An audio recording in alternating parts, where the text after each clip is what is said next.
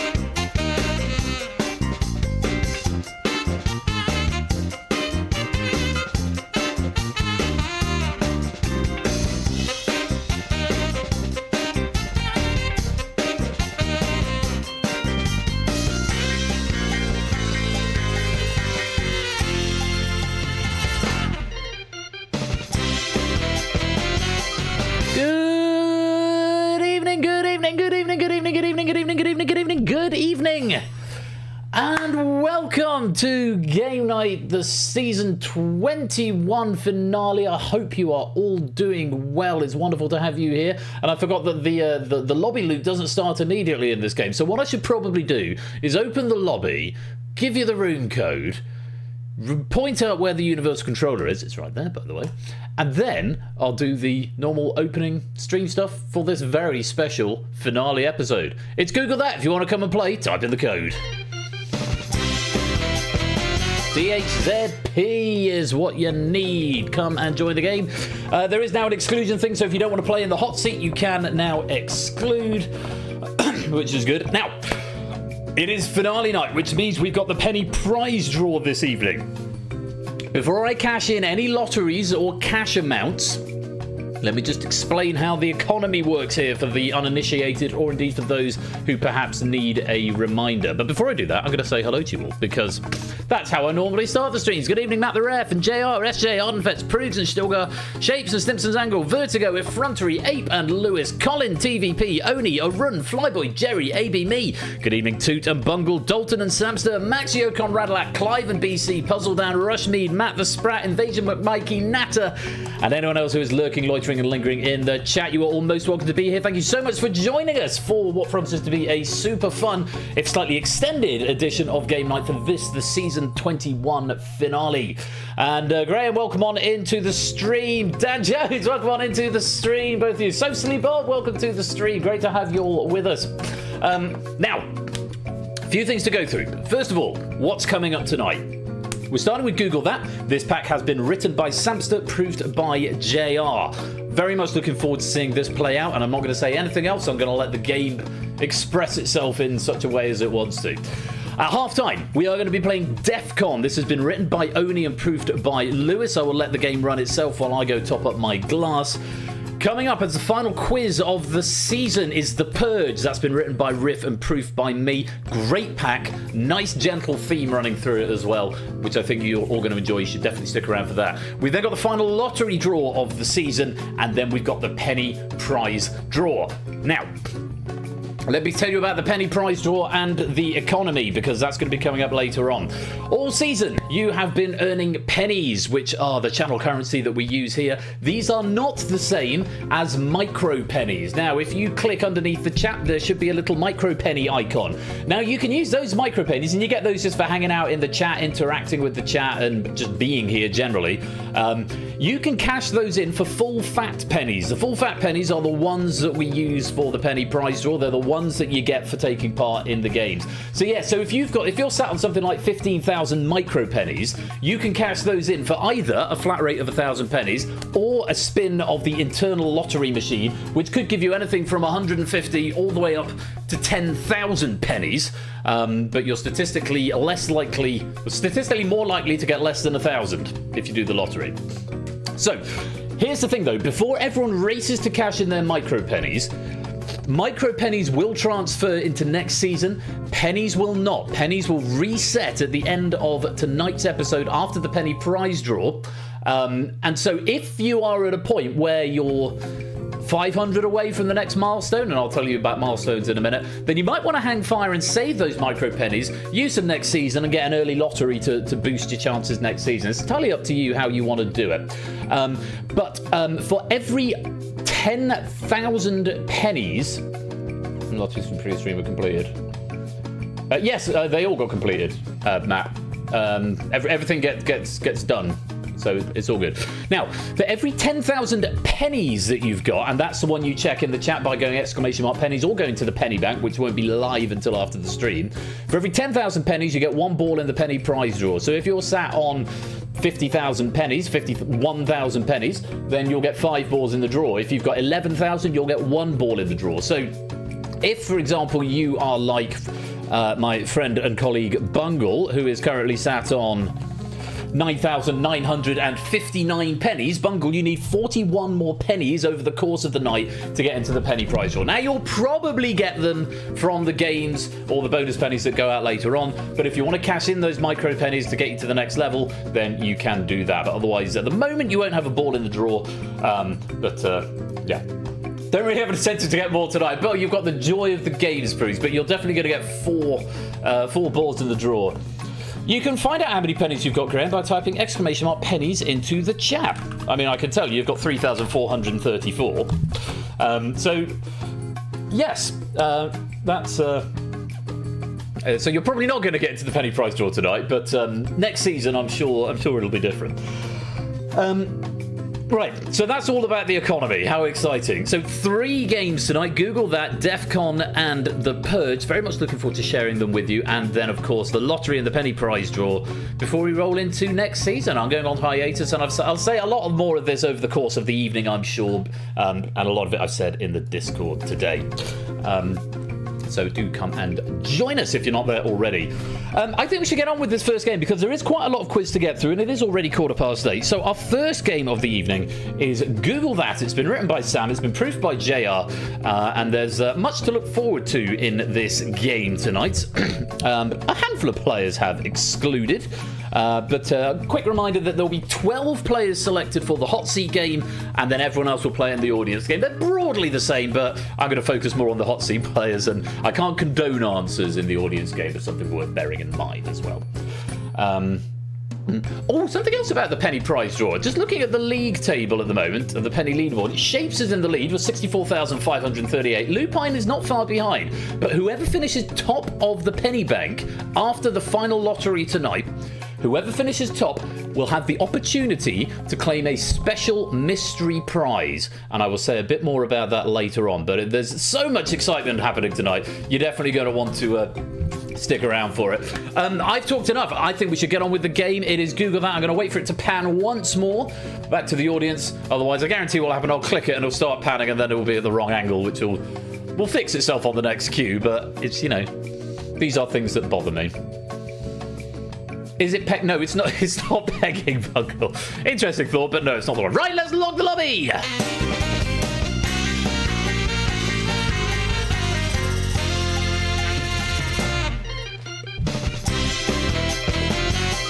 All of you lot from work, you need to behave yourselves right now. Okay, 12 players are going to come and join the Google That studio to be our hot seat players. Everyone else gets to play in the audience game. If you've not played Google That before, it is not issued as a challenge to try and Google the answer. Same normal rules apply about Googling. It's there as a sort of... It's designed to be an ungoogleable quiz, but please don't see that as a challenge. Please don't be Googling the answers along the way, in spite of the title. Right. Shall we pick our players? I think we should. Tonight, playing Google That, we have... On to the green podium there. Our first player in is Natter. Google That. Welcome on in. Next player going down to the front row. That would be a Clive of legend right there. Out he pops of his podium. Welcome on into the game, Clive. Good to have you here for the final opening game of the season. Back on the back row, we've got Matt the ref there. Welcome to the game, Matt the ref. And with your new profile picture. Very nice. Into the middle row, there's Marcini. Welcome to the game, TVP. Good to have you with us. 4 players picked, 8 to go. Let's go back to the front row and let's bring Oni down. Come on down, pre-nuclear war. Lovely to have you with us, Oni. Hope you keep it well, my dude. Back to the middle row now. It's time for Fetz to appear. There he is, with dragon and everything. Welcome to the game, Fetz. Great to have you here. We must be about halfway through by now. So, our 7th player, look who it is. It's Rushme, Detective Jonathan. Welcome to the game. You are into the Google That studio players tonight. And we're carrying on to the front row with Stimson's Angle. Dr. Pepper himself. Welcome on into the game. The language strictly non-terrory. That'll be. I'll do my best, Clive. On to the back row. It's 8 Minky. 821 Ninky, if you prefer. 3 more players to fill up these podia. Into the middle row again. It's Puzzle That, aka Puzzle Dan. Welcome to the game. 2 more seats that need filling. Who are going to be our lucky pair to finish off our studio players on the back row? There is Ben. Welcome on down, Ben. And just 1 final player to conclude our dynamic dozen tonight down there on the front row. It's Colin. Those are the 12 players in our studio game tonight. I hope you're all ready to play Google That. It's always kind of fun doing that. All of VC and hey, nice. Hang on, no, you're not. JR's not in. All of VC and apart from JR. But of course, JR proved, so that would make sense. Yes, I was just thinking, hang on, JR's not in, but yeah, all of VC, and so that could be a lot of fun. Right. Google That. Lots of rounds to get through. I'm not going to tell you exactly how many because it might not be the normal. Typically, we have 5. Sometimes we have more. Sometimes we have fewer. But let's find out what we've got first for you this evening. No surprises there. The first round is the early bird, as it always is. And here's how to play. Answer the multiple choice questions as quickly as possible. In the hot seat game, there are 12 players in the studio. The fastest correct player scores 10 points. Subsequent correct players score 2 points fewer than the previous player. After the 5th correct answer is received, remaining players score no points irrespective of their answers. So, even if you're right, if you're slow, it still might not be worth any points. Over in the audience game, the first player to answer correctly scores points equal to the number of players in the audience game, with subsequent correct players scoring 1 point fewer. Basically, danger zone scoring. So I think there's probably about 20 or so. So the first player to answer, it might be 19. First player to answer correctly gets 20, the next gets 19, then 18, and so on. So it's our hot seat players that we're going to be focusing on here. So be right and be fast. Also, this is now the only round, since I made some changes to this this week. This is the only round where the question will unlock as soon as the question is displayed. Okay, so you don't get much warning on this one because, of course, it's a speed-based round. I'm going to load the question for myself. And I haven't seen these questions, actually. I had a very brief glance at them. So I'm seeing most of these for the first time. You've got 15 seconds to answer. Good luck to you all. Here is our first early bird question. What fictional elephant is a character in Soisicle the Musical? Barbar, Horton, Dumbo, Elmer.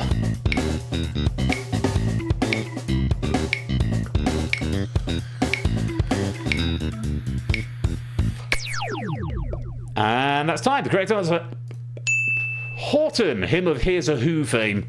Soisicle is unsurprisingly based on the works of Dr. Seuss.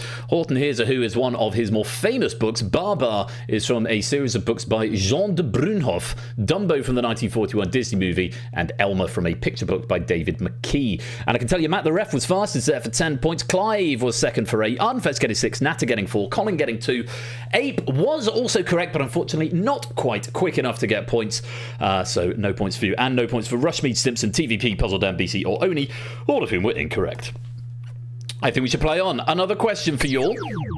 Fingers on devices. Question 2. Which of these musicians was not one of the 3 kings of blues? Benny King, Albert King, Freddie King, or B.B. King?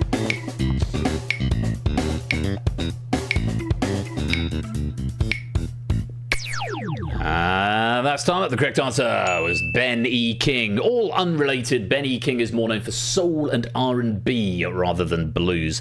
TVP was the fastest there for 10 points. Rushmead getting in second for 8. Oni getting in third for 6. And they were the only players to give me a correct answer in our hot seat game. Very well done. On we go. Question number 3. Read this carefully. Here's your question. Which of these pasta shapes is not a hollow tube? Radiatori, bucatini, rigatoni, or ziti?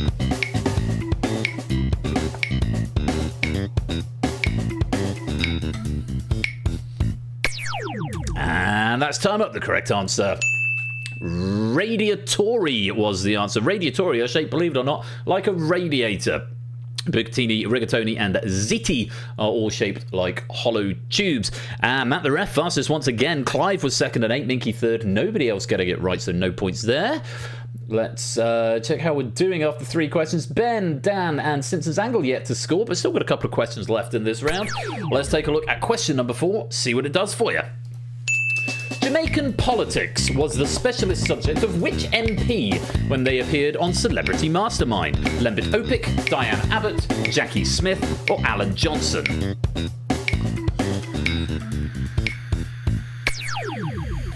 That's your time up, and the correct answer was Diane Abbott. She has Jamaican heritage, hence the choice. Jackie Smith did The Archers, Lembit Opik did Kander and Ebb musicals, and Alan Johnson did Works of the Beatles. So they have all been on Celebrity Mastermind, but it was Diane Abbott who elected for Jamaican politics, in part due to her heritage. Matt the Ref, I think for the 3rd time this round, getting the correct answer in the fastest time for 10 points. TVP was second for 8. Oni was third for 6. Rushmead was 4th for 4, and Puzzle Dan picking up 2 points. Stimson's Angle and Colin both correct, but just a little bit slow, I'm afraid. And Fetz, Clive, Natter, Ape, and BC all incorrect there. One more question in this round, friends. Let's see what we can do with question number 5. What position are you likely to have your body in if you are getting an MRI? Prone, supine, recumbent, or genuflect?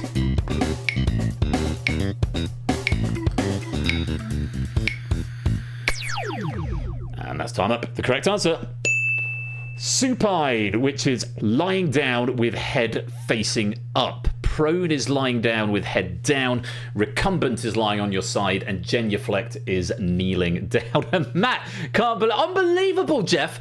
4 questions out of the 5. Matt the Ref has got the correct answer in the fastest time. He has picked up another 10 points there. 8 Minky getting 8, Oni getting 6, BC getting 4, and Rushmead getting 2. Everyone else incorrect there.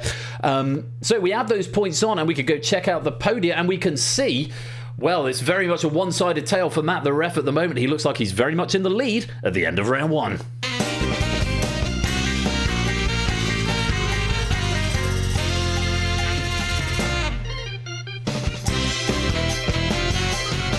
Let's take a closer look at our hot seat leaderboard. Matt with 40 points is way out in front, more than double second place at the moment, but still a lot of quiz to go this evening, so let's not rest on our laurels just yet. Marcini and Oni are tied up in second with 18 points apiece. Clive has 16. Jonathan and Ape are on 14. Fetz has 6. Natter and Ben are on 4. Colin and Dan are on 2. Stinson's Angle is yet to score, but there is still plenty of quiz to go. Director Fummel and Silent Marine, welcome both of you to the stream. Meanwhile, over in our audience game with the gradient that now goes across 2 pages, which is very exciting. Maxio yet to score. Flyboy's on 7. Graham's on 11. Silver Electron on 13. Tom's got 14. Silent Marine 15. Soapsley Bob on 29. Big Bird also on 29. Effrontery on 32. And by the way, if anyone's wanting to track my KPX colleagues, keep an eye on Graham, Big Bird, Bungle, and Jonathan. They're the 4. So Jonathan's in the hot seat game, and the other 3 guys are in the audience leader. So if you're keeping score of who's the most knowledgeable at KPX, over at the top end, Gugrad on 38, Vertigo 39, AB Me 39, Paris Shapes is on 40, still got 41, Briggs got 42, Bungle currently is 6th with 46. I think that's jogging there with 51. Cola currently in 4th with 53. Dalton has 58. It's a run in second with 72, but out in front at the moment with 78 points. It is Prugs. 21 players in the audience game, and that only stands to go up. But yeah, the KPX Massive are in the house tonight in full force, and I'm very grateful to them. So that's the audience scores. And those are your hot seat players. So Matt is the one to beat at the moment, but we have got... it's asking me to allow me to post that. But yeah, apparently it's been let through. Right, let's play on round 2. And oh my goodness me, how exciting. It's chicken, which is the first time we have seen this in the new build of the software. I forgot to say to Sam before he submitted his pack, as I forgot to say to JR before I think it was JR who submitted the last pack. I said I haven't implemented blind auction or chicken yet, and I forgot to say that. And then JR submitted a pack that had blind auction in it. I was like, oh shit, I'm gonna have to implement it.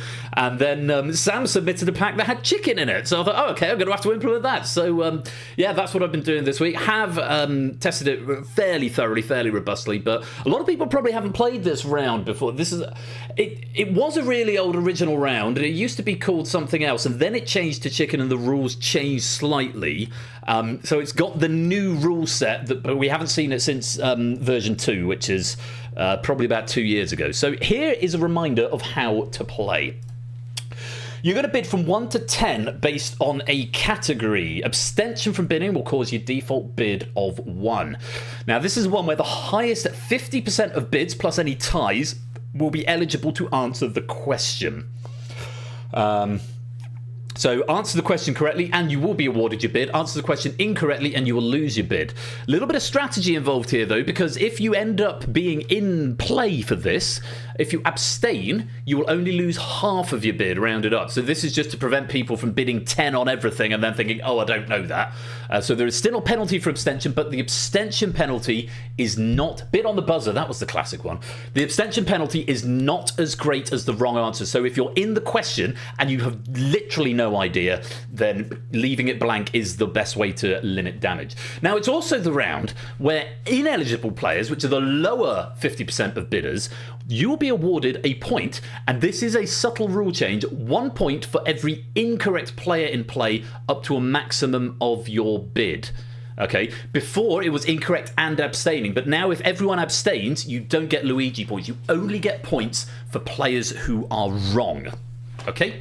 So if you are in the lower 50% of the bidders, say you bid 3, which is quite low, and you don't get eligible to play, you could still win 3 points if 3 players who are eligible are incorrect. So there's a bit of strategy here and a bit of gamesmanship, and you've got to think, if you think you're definitely going to know the question, bid high and you're more likely to be eligible to answer it. If you really don't want to go for the question, bid low, but not too low, because of course you can maximize the points you get by doing absolutely nothing. And yes, Puzzle Dan, you can go into minus, you can get negative points here, so do be careful of that. Hopefully that all makes sense. The phrase "your Joker." Oh yes, but that was a Joker card in Spotlight a million years ago. Hopefully that all makes sense to you. If not, you'll pick it up pretty quick. And Scorecount, welcome to the stream, my dude. Hope you're well. Let's hide the instructions and fingers on devices bidding from 1 to 10 on our first category, which is concert films. Bidding from 1 to 10, and you've got 10 seconds to place your bids.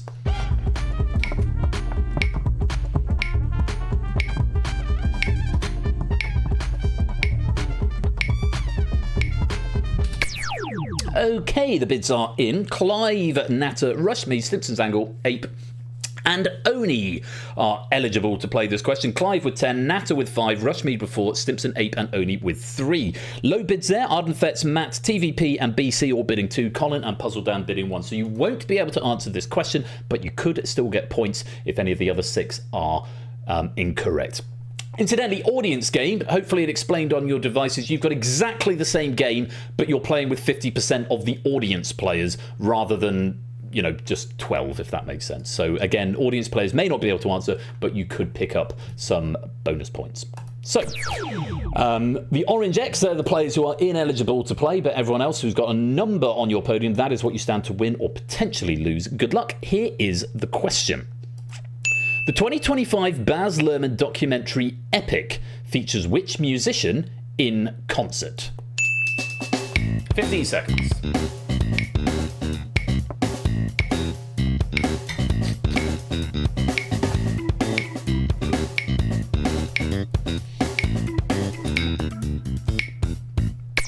Simpson and Only look like they're taking the high road and going to abstain on that one to minimise the damage. The correct answer... it's Elvis Presley. Epic literally stands for Elvis Presley in concert.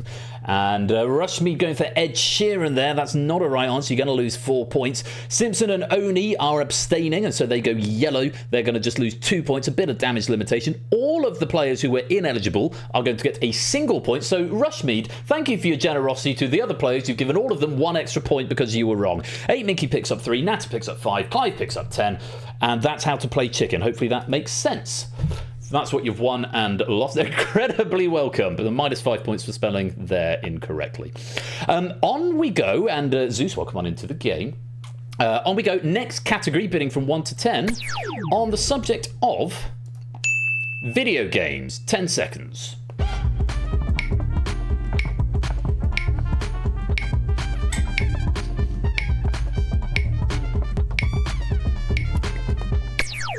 Bids are in. We got 4 players bidding 10 here. Clive, Natter, BC, and Oni.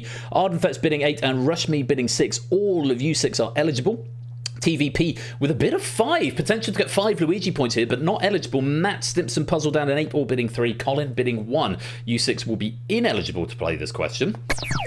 Let's set you to orange, and everyone else, that is what you stand to win or lose. But remember, if you don't know and you don't want to guess, abstain for damage limitation. Here is your question on video games. What word follows waterpark, supermarket, tabletop, and countless others in the titles of popular video games on Steam?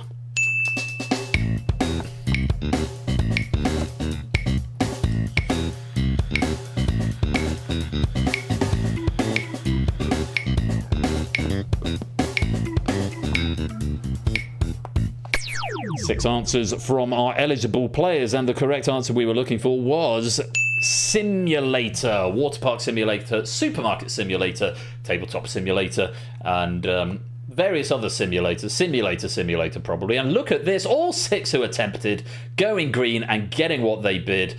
Oh, and look at all the players, the Luigi point players thinking, no, I've got no points. You could have had such joy. What a shame. What a shame indeed. Never mind, let's reset the question and add on what you have won there.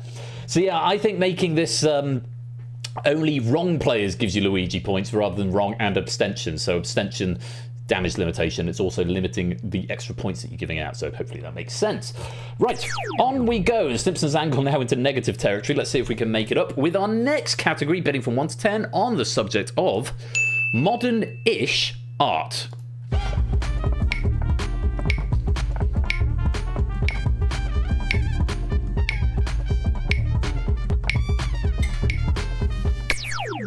Bids are in. Clive again bidding 10 here. Matt's going for 6. Puzzle down for 4. TVP, Ape, and Oni all bidding 3.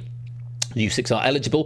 Rushmead, Fetz, BC bidding 2. Stimpson, Colin, Natter bidding 1. You are ineligible. Hope to pick up some Luigi points here. Let's see what the question brings. Let's turn you orange and set you to an X. Oh, what a pretty pattern that you've made there. Oh, the beautiful symmetry. That clip of what's it? Oh, you've been joined by a beautiful lady. That's a man, actually, Derek, which did make me laugh. Anyway, fingers on devices, gang. 15 seconds for this.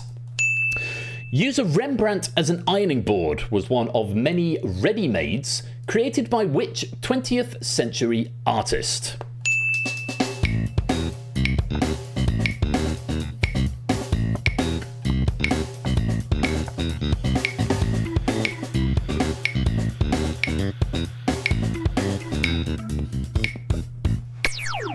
Matt taking the high road there and abstaining. Use a Rembrandt as an ironing board was one of many ready-mades created by which 20th century artist? The correct answer, Marcel Duchamp.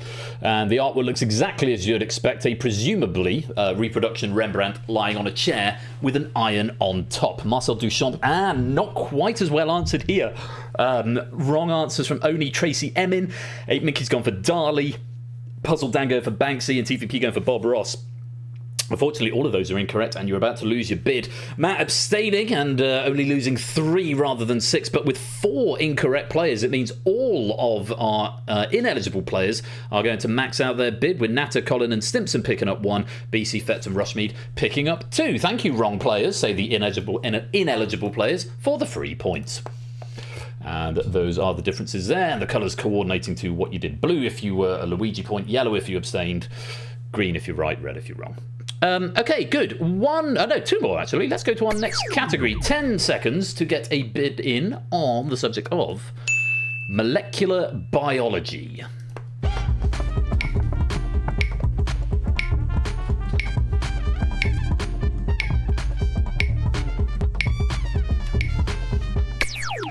Okay, we've got a bit of a tie here this time. We've actually got 9 eligible players because 4 players bid 2.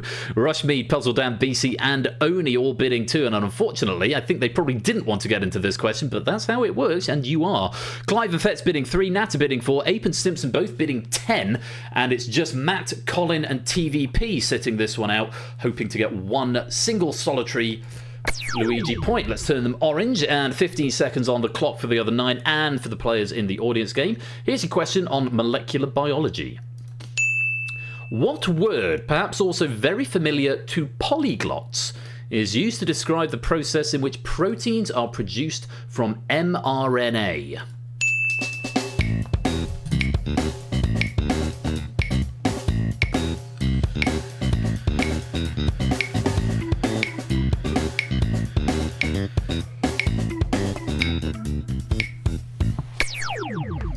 And the correct answer, translation. We also accepted translating or translate. So a polyglot is someone who speaks multiple languages, so they should also be familiar with a different concept of translation. Nicely layered question from Sam there, I have to say, and it's a very interesting turn of events. Ape getting very close. Ape actually went for transcribing. You probably can't quite make that out, but transcribing, not quite the right answer. BC trying osmosis, unfortunately also incorrect. Stimpson's going to pick up 10 points. Stimpson gets a point out of negative numbers, if you weren't already. Fetz and Clive are picking up 3. Matt, Colin and TVP all get their single Luigi point because at least one player was wrong. Rushmead, Puzzle Dan, Oni and Natter with the abstention strap there. Natter losing 2, the other 3 losing 1. BC losing 2. 8 Mickey actually losing 10 on that one, which is very unfortunate, but that's the way the game goes.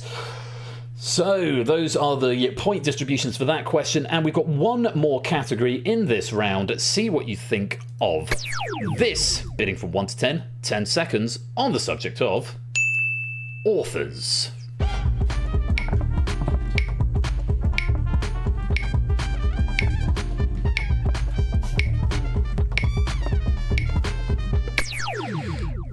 Okay. My log stopped logging, which means I don't have who's in play, so I'll have to find out in real time, or I'll have to try and work it out from the numbers. 10, 5, 5, 4, 3, and then lots of 2s. I have a feeling this is 11 players eligible, and it's just Colin who thinks been 1 every time. Colin not getting eligible. Colin could be about to get a point. No, that's not a delivery plan thing. That's a known bug. I just occasionally have to clear the log in the operator. Let's find out if my maths checks out. It does, Colin. Colin, if at least one player is wrong, you're going to get your point. If they abstain, of course, and prevent losing quite as much of their bid, then yeah. Well, we'll see what happens. It's a question on authors.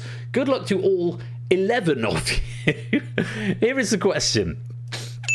Adding what 3 letters to the end of the surname of the author of John Livingston Seagull gives you the name of an alter ego of author Stephen King?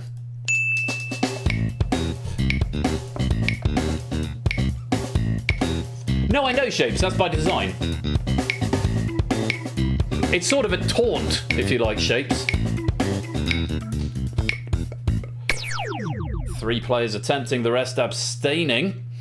So yeah, Shapes, it puts it there. It's not as a thing because you can't answer the question, so it won't count towards because the penny distribution of this game is based on final score. Yeah, no, it is by design. You are not supposed to be able to, because it says you cannot answer this question. Would you have known it though? So it's there to make you think, oh, I should have bid higher because I would have known this. Yes, tell me that. Would you have known? No. Okay, good. I'm very glad. Yeah, it's a Nina. It's me trying to be more progressive with the universal controller and imbue some sort of personality into it. Anyway, adding what 3 letters to the end of the surname of the author of John Livingston Seagull gives you the name of an alter ego of author Stephen King? The correct answer is Man, M-A-N. John Livingston Seagull was written by Richard Bach, or Reichenbach. King's pen name was Richard Bachman. You only really need to know the latter here to get the question correct. So that's a little bit of sifting through the data of the question to get where you could. And this is really fascinating because the 3 players who attempted it got it right. So 8 picks up 10, Clive picks up 4, BC picks up 2. Everyone else abstained on the question, so losing half their bid. Matt and Nat are losing 3, Rushmead losing 2, the others losing 1. And poor Colin, who said, I'm not going to play this question, someone will get it wrong. I'm afraid nobody did, Colin. So again, you get no points for that question. What a shame. What a shame indeed. No points for Colin the cow. That's very rude. So, come the end of the round, those are the scores on the doors. It's all changed. Matt's still doing quite well, but no longer has the lead because I believe that now belongs to Clive.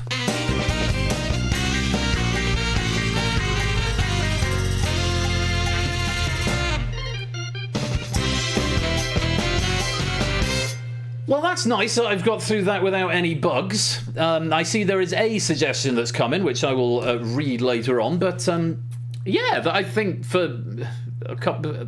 Here's the thing: this game is quite easy to add new games on to because I did a bit of legwork in setting it up to begin with. So anytime I get a new game format idea, round idea, it should be easy to tack on. So hopefully that's now. Google that finished, as it should have been, 2 seasons ago. But it's now, everything is in there pretty much until I start adding in new formats. So yay, that's very exciting. Clive has got the lead with 53, Matt in second with 36, and Oni is now in third with 21, Fetz with 19, Ben with 17, Marcini 16. Jonathan and Natter on 15, Apes got 14, Stimpson's Angle 8, Colin on 5, and Puzzle Down on -3. Still time to make that difference up. Let's take a look at our audience leaderboard at the bottom end there. No one in negative points, which is nice. And up at the top end, Prugs loses his top spot to Arun, who is now in the lead with 91. Prugs on 71 in second. Dalton still in third with 70. And there's 22 players in the lobby game now, which is very, very nice indeed. So I hope you're enjoying it. I hope you're having fun playing along at home. And Jack Wilfred, welcome to the stream. Bungling 6th, hashtag KPX Massive, absolutely. Evening, Chief. Evening, Sir. Jack Wilfred, our Deputy Political Editor, of course. Right. Well, that was fun. I always enjoy seeing a new round and a new format. So, well, it's not a new format, it's an old format, but it's been re-implemented and seemed to work. Apart from Shapes being upset that he couldn't answer the question that was posed to him. Yeah, that is by design. It's not a bug. Jungle is... the lion get lost because the jungle is massive, indeed so. Well, friendos, I don't know, why did I say friendos? Apparently I'm 9. Let's go on to round number 3. Order! It is the round sponsored by John Burko. It is time for order. Let's take a look at the rules. A reminder for you. Put the answers into... to be fair, I do that, Rushmead, you're right. Put the answers into the correct order as quickly as possible. You may attempt the question as many times as you like within 50 seconds. In the hot seat game, the fastest correct player scores 10 points. Subsequent correct players score 2 points fewer than the previous player. After the fifth correct answer is received, remaining correct players score 1 point. So there's still worth completing it right up until the end.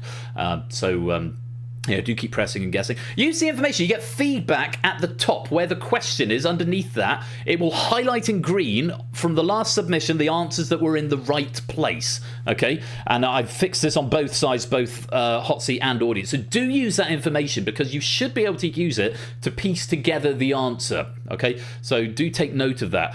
Audience game is Danger Zone scoring again. So the first to get it right gets 22 points. Next will get 21, then 20, and so on.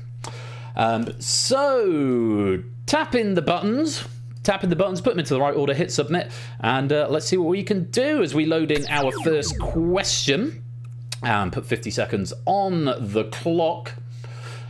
May the feedback be with you. Yes, indeed so. May it indeed. Right, so here's your question.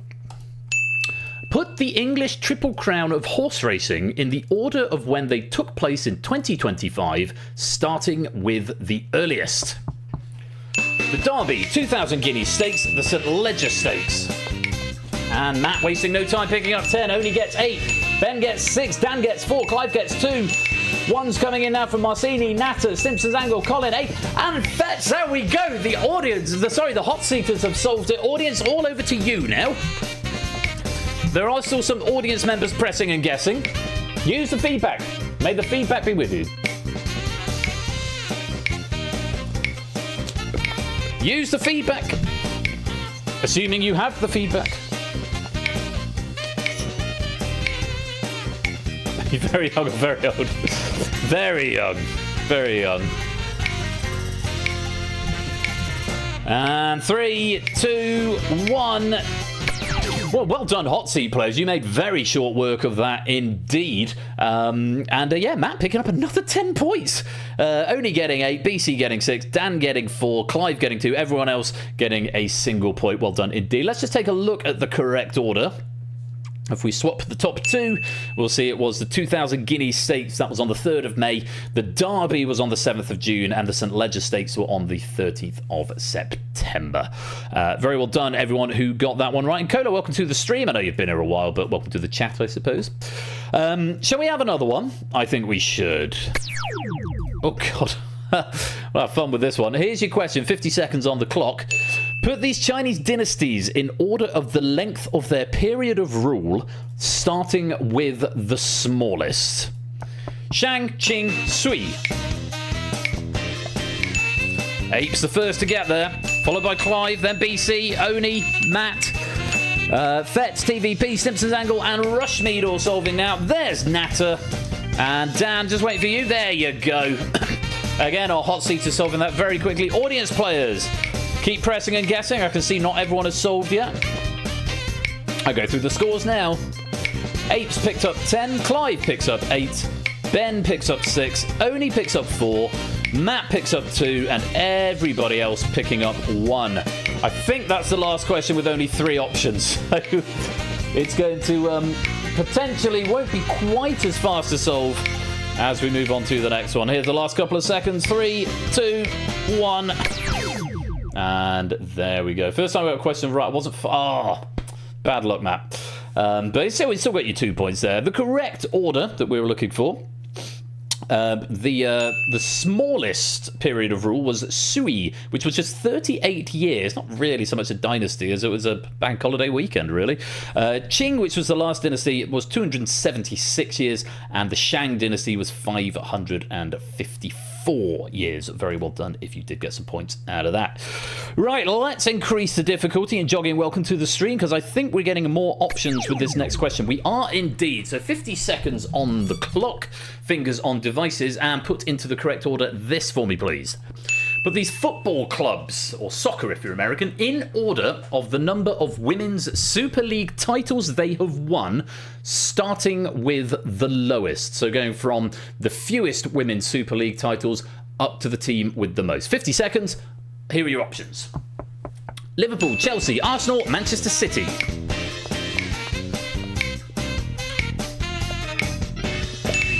BC gets there first this time. Then Clive, then Matt. TVP's there now, then Natter. Fetz is there. 8 Minky's there. That was my log stopped again. Flush the logs.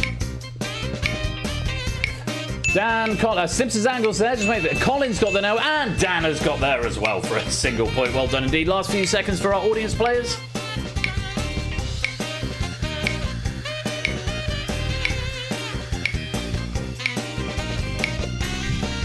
Last few seconds. And 3, 2, 1. And there we have it. BC getting 10, Clive getting 8, Matt getting 6 on a football question. What a shame. What a shame. TVP gets 4, Natter gets 2, Rushmead, Fetz, Stimson, Colin, Puzzle Dan, 8 Minky, and Oni all getting the single point, so everyone managing to solve. Let's take a look at the order. Bit of a shuffle, this one. Manchester City have only won it once, but are 6-time runners-up. Liverpool have done it twice, Arsenal 3 times, and Chelsea a massive 8 times. So Chelsea have won the most out of those 4. Very well done. If you got some points. What's the code, please? The room code is there. DHZP.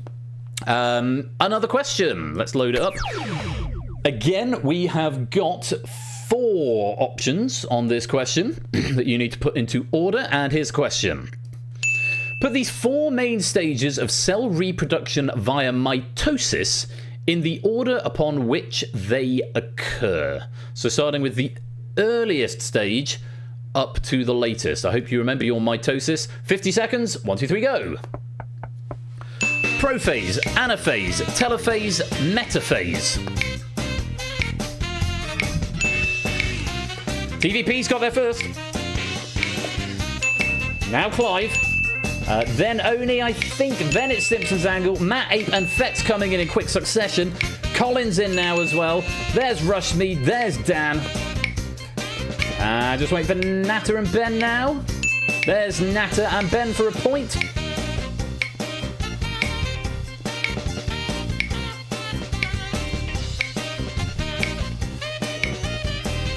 Are you having some drama, BC?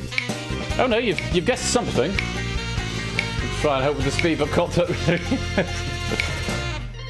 Ben going to deny us a sea of green? No, he's testing the limits of the unicorn. I know he likes to do this, submit at the last possible second. TVP picking up 10 points there. Very well played, Marcini. Clive gets 8, only gets 6. Stimson getting 4. Matt picking up 2.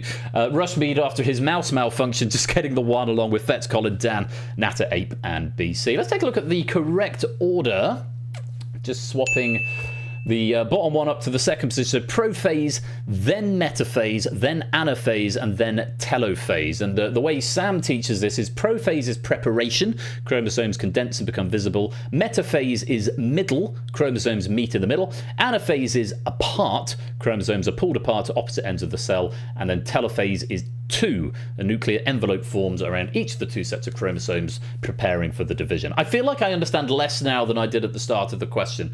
So I did drop biology like it was hot as soon as I was legally allowed to. And I've not really kept up on the mitosis process. But well done to all of you who did and managed to put some points on the board. We have got one more question in this round. And this is the chonky one. 5 options for this one that you've got to put into the right order in 50 seconds. I like this question. I feel like I would have got this first time, but actually I feel like I wouldn't.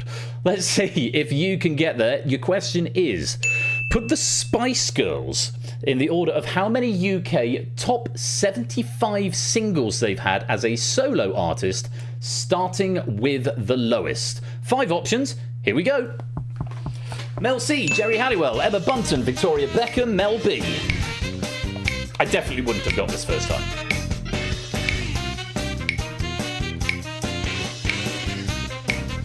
And Ben is the first in for 10. Well done there. Matt picks up 8. Colin gets 6. Rushmead getting 4. Clive grabbing 2. Oni and Marcini and Natter have all got 1. Still 4 players in contention here. 8 Fetz, Dan and Stimson. Stimson getting there now for a point. Dan and Fet's wrong simultaneously. Use the feedback, it really helps. Ape's got there now for 1. Fetz has got there. Come on, Dan. Let's have a perfect order round. You can get there. Yeah! There we go. All of the hot seat players solving all of the puzzles in the order round. So very well done. BC, I thought you said I won't get this, but you managed to pick up 10 points there. Matt grabbing 8. Colin getting 6. Rushme gets 4. And Clive getting the 2. Everyone else there picking up the single point. Very well played indeed. Shall we check out the answer? Big shuffle on the board. So Victoria Beckham has got 4 top 75s. Mel B has got 6. Jerry Halliwell was lower than I thought she was going to be. She's only had 9. Emma Bunton has had 10. And Mel C has the most with 13. I suppose it's top 75, so it's not quite the same as top 40, which is the typical metric that we tend to use. But that is the order. Let's go have a little peep at the scores, because it is the end of the round and there's been a lot of points flying around. Everyone's back in positive figures, which is really nice to see. But it looks like Clive is hanging on to that lead at the end of the round with 81. Oh, fair enough, Sam. No, that works. That works. And to our hot seat leaderboard, Clive has the lead with 81. Matt still in second with 64. Ben, after a couple of clutch answers there, is currently on 50 points. Oni's got 41. Marcini 33. Ape's got 28. Fet's on 24. Jonathan there on 23. Nat has got 21. Stimson on 16. Colin on 15. And Dan on 5. No, we do not. I'm not. What do we? I don't think we do. We call him something else. I'm not getting into it. If you want to get political in my channel work, colleagues, then you be my guest. Let's have a look at the audience leaderboard. Now, with 23 players in there, there's down the bottom end of Matt, I think, joining us a bit late, but he's putting some points away pretty quickly. Graham's got 50. Big Bird 62. Bungle, I think, is still leading the KPX Massive, but he's gone on to the second page now. Who else have we got there? Matt 28, Soty Bob 39, Tom 41, Ifran 355, Zeus 79, Silver Electron 79, Flyboy 83, Maxio 85, Bungle there on 90. Over on the other side, Arun is leading the charge with 185. Shapes currently in second with 146, and Dalton's in third with 140. Brig moving his way up to fourth with 129. Prug slips to fifth with 128. AB Me 108, still got 107, Cola 106, Con Radalat 104, Vertigo 102, Jogging on a nice round 100, and Silent Marine with 90. Still got plenty of quiz to go in this edition of Google That. How many? Is that 3 rounds we've had so far? Well, let's see what we've got in store for you as we move on to round 4. It's Taboo. It's the Distinction Light round with possibly slightly more challenging questions. Give a single answer to the list form question in the hot seat game. The fewer people who say the answer, the more points are awarded. So you're looking for the rarest correct answer. Distinct answers score 10 points. Answers shared by 2 players score 6 points. Answers shared by 3 or 4 players score 4 and 2 points respectively. And incorrect answers or answers shared by 5 or more players score no points. So if too many people say the same correct answer, I'm sorry, it's still not worth any points. Over in the audience game, slightly different workflow for you. You're just playing a game of match game. All you've got to do is match with any answer given by any hot seat player, whether it's right or wrong, and you will get a flat rate of 10 points. So just match with someone. So hot seat players, you're trying to think of the rarest answers to maximize your points. Audience players, you're trying to match, but they're thinking of the rarest answers. So do you need to think of the rarest answers, or do you just go for the obvious answers? It's a game of multiple levels, and how you play it is up to you, but those are the rules. So we've got 5 questions in this round. We're looking for the rarest answer in each case, but it has to be correct in any case. 15 seconds for each question. Let's take a look at our first one.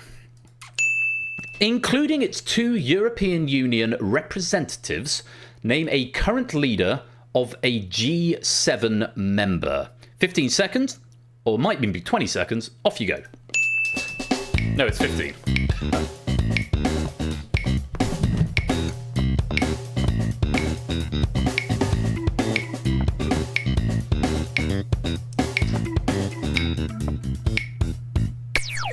And that is time up. Let's take a look at the answers you could have said. So, Mark Carney, Emmanuel Macron, Friedrich Merz, Giorgia Meloni, Sane Takaichi, Keir Starmer, Donald Trump, Antonio Costa, and Ursula von der Leyen. I think those last two are your European Union representatives. Macron is president of France. Mark Carney, president of Canada, or Prime Minister of Canada. Prime Minister, I think. Friedrich Merz is Germany, I think. Meloni, Italy. Takaichi is Japan. Keir Starmer, obviously the UK, and Donald Trump is the United States of America. Let's go and see what you said over on the board here. Now, my goodness gracious me. How very interesting. We've got a red light with Keir Starmer. Now, what that means is that it was a right answer, but too many people said it. We've got 5 players going for Starmer: Russ Mead, Matt, Stimson, Colin, and Oni. So I'm afraid no points. Ain't Nicky going for Putin? I don't think Russia is in the G7. We've got 4 points going out each to TVP, Pozzodan, and Natter for all giving Emmanuel Macron, and 10 points well done to BC and Ardenfetz for saying Giorgia Meloni and Mark Carney respectively. Very well done there. I don't think there's anything I need to condone. Oh yes, it says here Costa is the EU Council President and Ursula von der Leyen is the Commission President. I should probably look at my notes more often. Well done if you got some points out of that. There's your scores on the doors. And Zeus, welcome to the stream, my dude. Hope you're keeping well. That's Keir Starmer is too far. There's that clip where it says every Prime Minister since Churchill represented by the In-Betweeners. And this at the end where it says Keir Starmer is just, I think I'll just burst into tears. And then Neil goes, because you're so unpopular.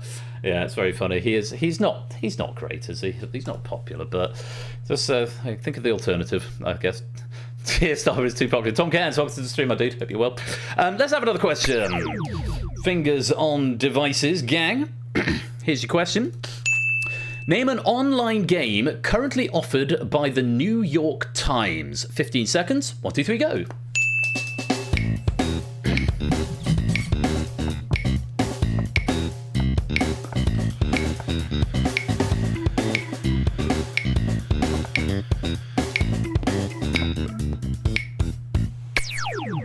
And that's your time up. There were 12 answers you could have chosen from here, and they were Wordle, Crossplay, Spelling Bee, Pips, Connections, The Crossword, we also accepted just Crossword, Strands, The MIDI, Tiles, The Mini, Sudoku, and Letterboxd. Those were the options you could have gone for. And let's see what you said. Slightly more green going on here in my log. So just the one wrong answer from Stimson's angle has gone for numbers. Good guess, but unfortunately not one of the answers. Unsurprisingly, the most popular answer there was Connections. 4 players going for that. Ardenfetz, Colin, Puzzledan, and Oni each getting 2 points because Americans have never heard of Only Connect, and so therefore they think they invented it. BC, Natter, and Matt going for the safe option Sudoku. 4 points each for you. Russ Mead and TVP both going for Wordle for 6 points, and Clive and Ape with the big 10 for the unique answers at Spelling Bee and Pips respectively. Very well done indeed. Let's put those points into your podia and go on to our next question. Fingers on devices. I like this question. I don't know if I'd actually be able to answer it, but let's find out if you do. Name a person who has presented The One Show in 2026. That's January the 1st, 2026. Somebody who has presented The One Show. 1, 2, 3, go.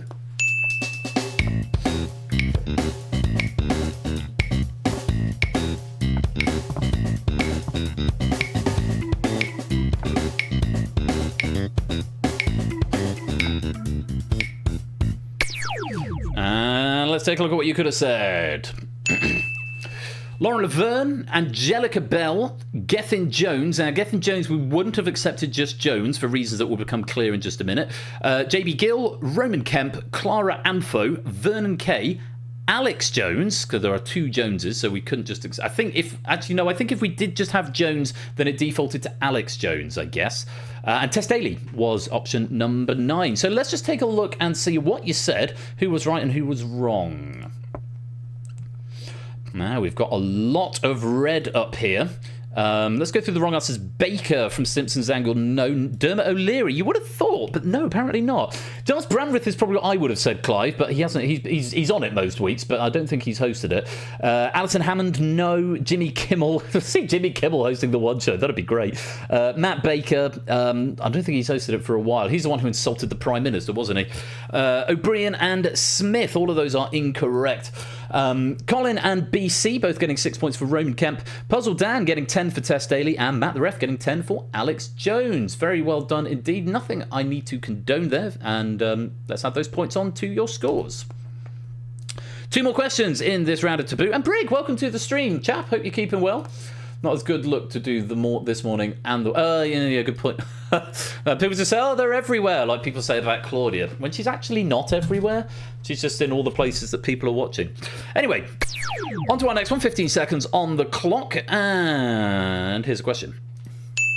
Name a pizza restaurant and or takeaway with 50 or more locations in the UK, specifically pizza restaurants or takeaways with 50 or more locations in the UK. You've got 15 seconds. 1, 2, 3, go.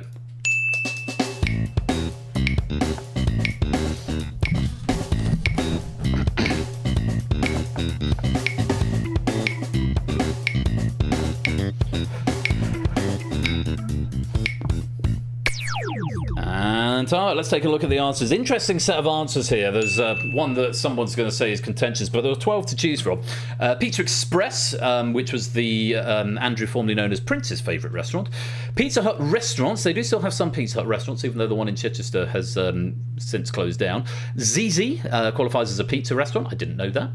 Prezzo, Franco Manco, ASK, or Ask if you prefer that. I've been to A and ASK. They're quite good. Domino's, fairly standard one. Papa John's, fairly standard. Pizza Hut Delivery, which we actually considered as a separate answer because it's a separate outlet. So yeah, that did qualify as a different answer. Pizza Go-Go, Fire Away, which I have to say I've never heard of, and Tops Pizza. Those were the options. You could have had their restaurants or takeaways with more than 50 UK locations. Let's take a look and see what you said. We got a lot of colours up there. So wrong answers. Colin not giving an answer. Hey, Mickey going Little Caesars. I think that's more an American thing. Oh, I did wonder if there might be one in Caerphilly, Bungle, based on the fact that the first answer that came in was Rushmeads, and it was that. So I'm thinking, well, maybe there's something local over there that... in your neck of the woods that I'm not been hitherto let know about. So 4 players going for Pizza Express. Clive, Dan, Natter and BC, 2 points apiece. 3 going for Papa John's. Only Stimpson's Angler, Matt the Ref for 4 points. And then we've got 3 players picking up 10. Arden Fett's getting 10 points for Domino's. Rushmead getting 10 points for Fire Away. And TVP getting 10 points for Pizza Hut restaurants, which was the default answer if you just said Pizza Hut. If you wanted Pizza Hut deliveries, you had to specify that. So there's a whole array of colours up there. No greens and no glowing reds, but one day we'll get one of every colour up there. That's the goal in this game.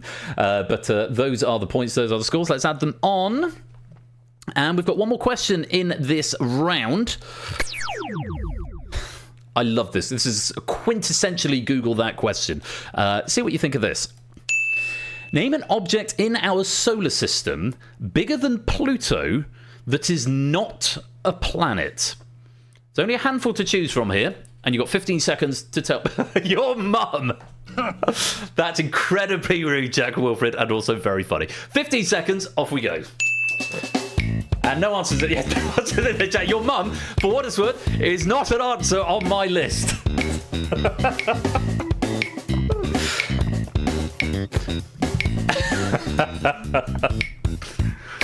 Oh, lovely, lovely, lovely, lovely. Should have been an answer. Opted answer. It says bigger than Pluto, that is not a planet. Your mum. Oh, that's dreadful. Right, 8 options to choose from here. The Sun, Ganymede, the Sun obviously being a star. Ganymede, which is one of the satellites of Jupiter. Titan, which is one of the satellites of Saturn. Callisto, that's Jupiter. Io, that's around Jupiter. The Moon, which is our own moon, which is, for some reason is the only one that gets its own name, the Moon, but yeah. Europa, again, that's a Jupiter moon. And Triton, which I think is Uranus, but I might be wrong. A note here from JR says, I think Samster just wanted to moon the audience. Well, he has succeeded in doing that with lots of moons up there. Let's see what our players went for. Okay, wrong answers. First of all, Ceres. No, Ceres is that the one that was found that was slightly smaller than Pluto? So that's why Pluto got relegated or demoted, whatever you want to call it. Deimos, it's one of the moons of Mars. It is a moon, but I guess it is not bigger than Pluto. I think the moons of the Mars moons are very, very small, if memory serves, Deimos and Phobos. So it's I guess it's not bigger than Pluto. BC, that one I will allow. I'm going to condone that, because you put the Earth's moon, so I just wanted to be extra specific. So let me just click you a few times until it turns into the moon. There we go. And to the other players who put the moon, I'm very sorry, you've just gone from 6 to 4 points. Let's just go through. So Matt, Stimpson, Clive and TVP going for the sun for 2 points. BC, Puzzle Dan and Rushmead going for the moon for 4. Would have been 6, but BC had to be condoned. That's the way the game goes. And then well done. 10 points each to Ape, Oni and Fetz for Europa, Ganymede and Titan, respectively. Lovely stuff indeed there. Let's add those points to the scores. And my, those are some big numbers up there. I can't even see who's in the lead. I think it's Clive, but shall we go to the board and find out?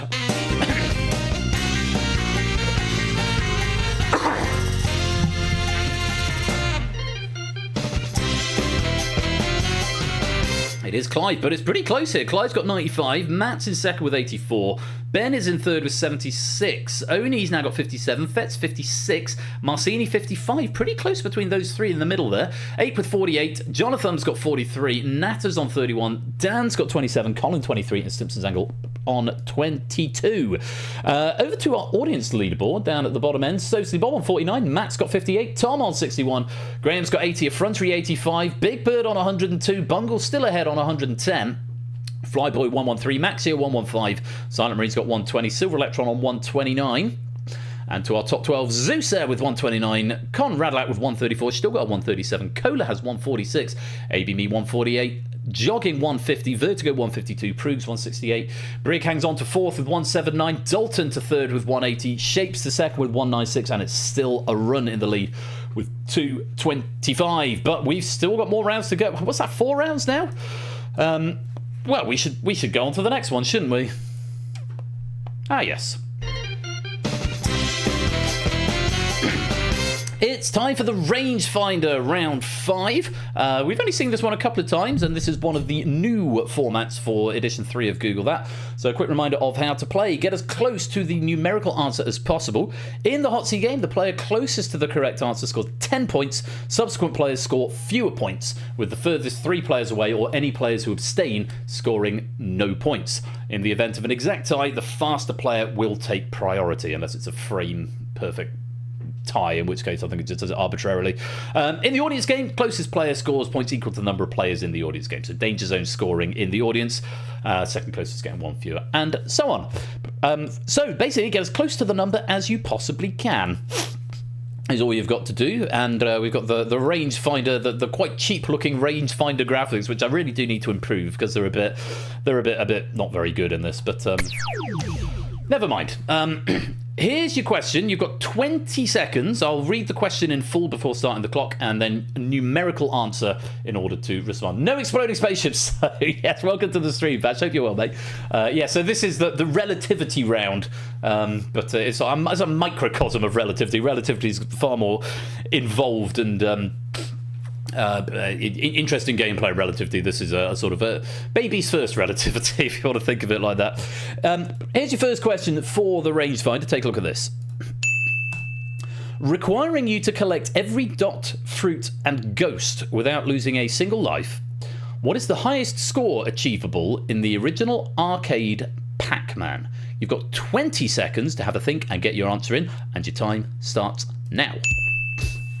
Yeah, that number machine.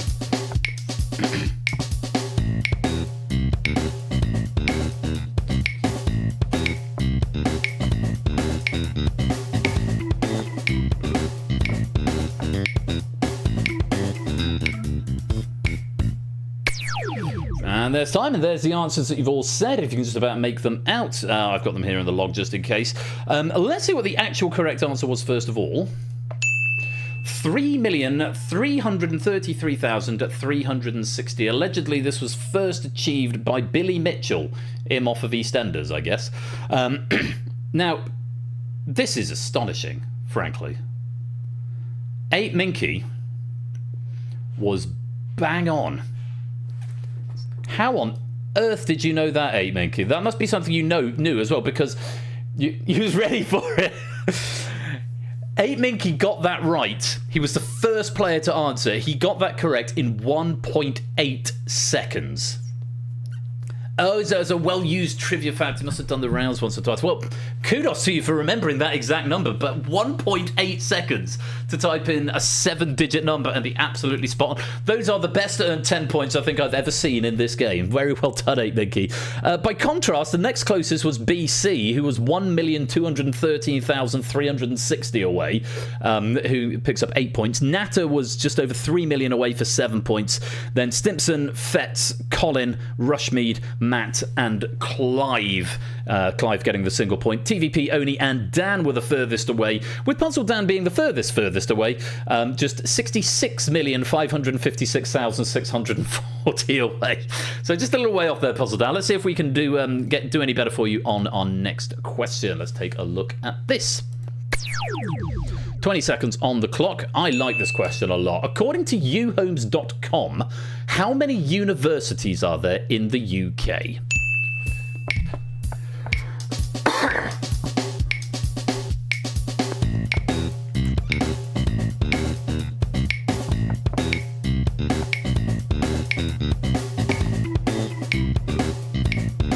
All of our hot seaters have answered.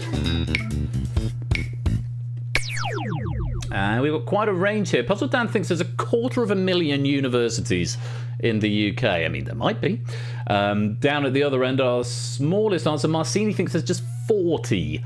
I can tell you, without spoiling anything, that it is between those two numbers. It's between 40 and 250,000, which leaves a rather a lot of margin for error. Let me narrow it down a bit further. It's actually 166, according to uhomes.com. I've been to a few of them, studied at one of them, I think, taught at one of them, and but visited quite a few. So the closest there was Ardenfet's, just 3 away, picking up 10 points. Very nice indeed. What did you go for? 169 there, Ardenfet's, I guess. Yes, 169, nice. BC, 23 away, getting 8. Oni, 41 away, getting 7. Then Matt, Stimpson, Rushmead, Colin, TVP, and Ape, with the furthest away being Clive, Natter, and Puzzle Dan, 249,834 away. So you were closer than the last one. So let's bring it down, Dan. By the time we get to number 5, you'll be getting it bang on. Let's go on. Question number 3. Take a look at this. How many medals in total have been achieved by the United States, Canada, and Mexico across both the Summer and Winter Olympics?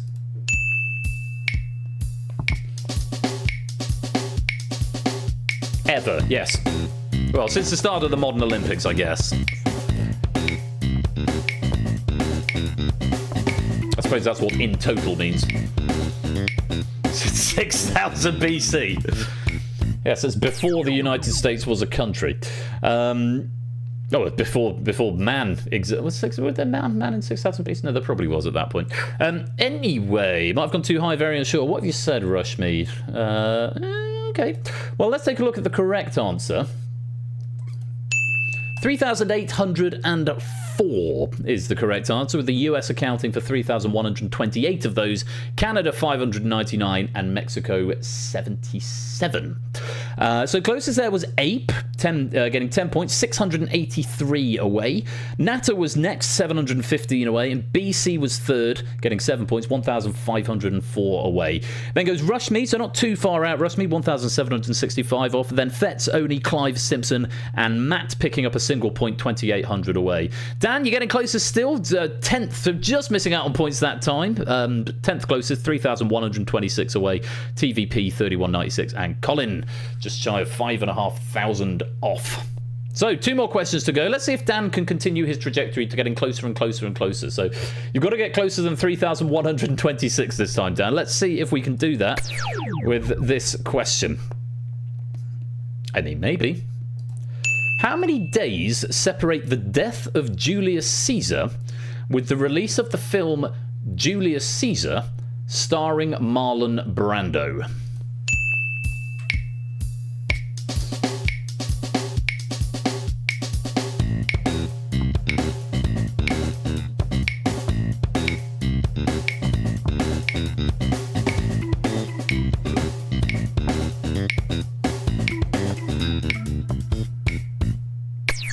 tough question, this. I think originally this said approximately because of the weird thing that happened with the Gregorian calendar, and the argument that we lost like 250 years of history. But the correct answer, for what it's worth, 729,088. So the death of Caesar was March the 15th, 44 BC. Our target date, June the 3rd, 1953, which is the US release date of the Julius Caesar film. The time span covers 1,996 years, accounting for the fact that there is no year zero, going directly from 1 BC to 1 AD. So the calculation to get this is 1,996 years times by 365.25 days per year, to give us the leap year, obviously. 729,039 days. Plus adjustment for the exact months, March to June. A precise calculation using a Gregorian calendar projection, including leap days over nearly 2,000 years, gives 729,088. It might be the most thoroughly researched question I've ever seen. But it stands up to me. And 8 Minky picks up another 10 points, just 912 away. Very well done there, 8 Minky. TVP, 9,088 away, picking up 8 points. And Stimpson's Angle, 20,912 away. You were third closest for 7. It then goes Clive, BC, Oni, Puzzle Dan getting points. You're further away than last time, but you're relatively closer. So 62,422 away, getting himself 3 points. Fetz and then Matt the Ref picking up 1, and it's Colin, Rushmead, and Natter who were furthest away, with Natter 645 and a bit thousand away. So one more question in this here round. Let's see what it brings. Can we have 10 more rounds of this? We like this. Just go and play Relativity at that point. It's a much more in-depth version of this game. Right, here is your final question of the round. What was the total page count of the 6 novels shortlisted for the 2025 Booker Prize? Page count, not word count. Don't mix up word count and page count. What was the total page count of the 6 novels shortlisted for the 2025 Booker Prize? 20 seconds. Time starts now.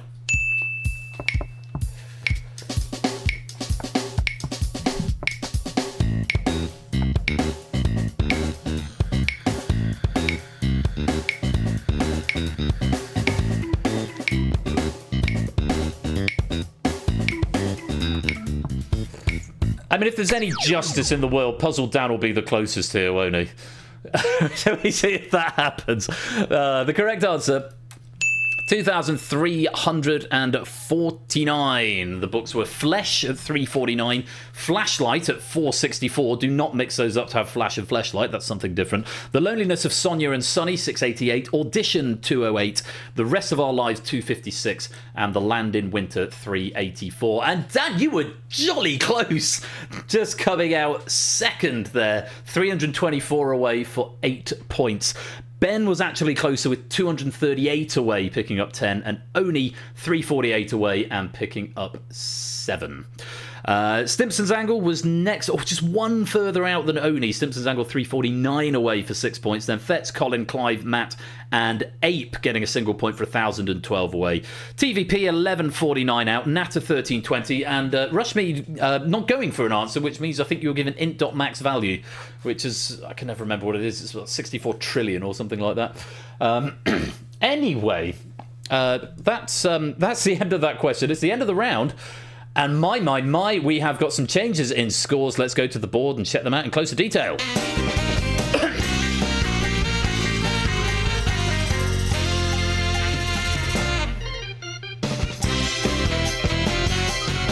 We have a new leader, people. It is Ben with 114. Clive's now in second with 108. Matt's in third with 96, pushing Fetz down into fourth with 83. Ape's got 80. Oni on 79. Marcini 65. Jonathan's got 56. Simpson's Angle's got 48. Natter's got 46. Dan has 38. And Colin has 34. And in our audience game, going the other way, Socially Bob on 96. Inverse Nice. Or Sinai, if you prefer. If round 3 with 105, Graham's got 113, Matt on 115, Tom 123, Flyboy 146, Big Bird 161, just a point behind Bungle on 162, Conrad Lack on 168, Silver Electron 173, Stilgar 177, and to our top 12. Silent Marine 178, Maxio 186, Vertigo 202, Cola 204, Zeus 212, Jogging 212, AB Me 223, Prugs 228, Dalton 231, Brig jumps to third with 252, Shapes hanging on to second with 267, and Arun has the lead with 299. But there is still all to play for, because we have got more quiz in Google That. Yes, ladies and gents, we're going on to our next round. It's a never-ending game of Google That. What's this, round 6, and it's still only heist? Here's a reminder of how to play. You're going to be assigned... Oh, it can't be a 12-round extravaganza because I've only got 8 rounds, I think, implemented. You're going to be assigned an opponent at random, and then a category will be revealed. If there's an odd number of players in the audience game, which I believe there are, one player will not have an opponent. Does the question model allow you to... I don't think the question model allows you to repeat rounds. I'd have to check that. Certainly the writer's template doesn't allow you to repeat rounds. It just sort of clumps them all into one. So you need to bid from 1 to 5 based on the category and then answer the question. If you answer the question correctly, you steal your bid from your opponent's score. If you answer incorrectly, your opponent steals your bid from your score. So another round where negative overall scores are possible. And this has the weird quirk this round where you can end up with a positive score despite being wrong and a negative score despite being right. It's just one of the little quirky things about this round, because if you bid big and your opponent bids little... but then you're wrong and they're wrong, they're not going to lose as many points. They're going to actually gain points because they steal more from you. So do think carefully about A, who you're facing, and B, how many points you and they both have. I am going to be implementing a feature in this round where you're going to be closer matched with people in league position, but for now it is just a random assignment. So that's how to play. No, you got loads of time, Jonathan. Loads of time. I think we've got one more round after this, I think, possibly. Or there might be more. Let's start off by signing the groups. And Oni versus Colin, Ben versus Dan, Ape versus Jonathan, Matt versus Fett, Stimpson versus Clive, and Natta versus Marcini. So bidding from 1 to 5, if you will. Woollyback, welcome to the stream. On the subject of... Science and sport, 10 seconds to get your bid in. Bidding from 1 to 5.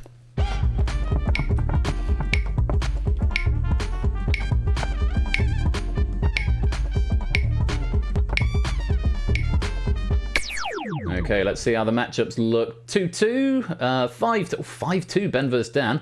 8 versus Jonathan is a 5-3. Matt and Fetz is a 4-2. Stimpson and Clive going for a 5-5.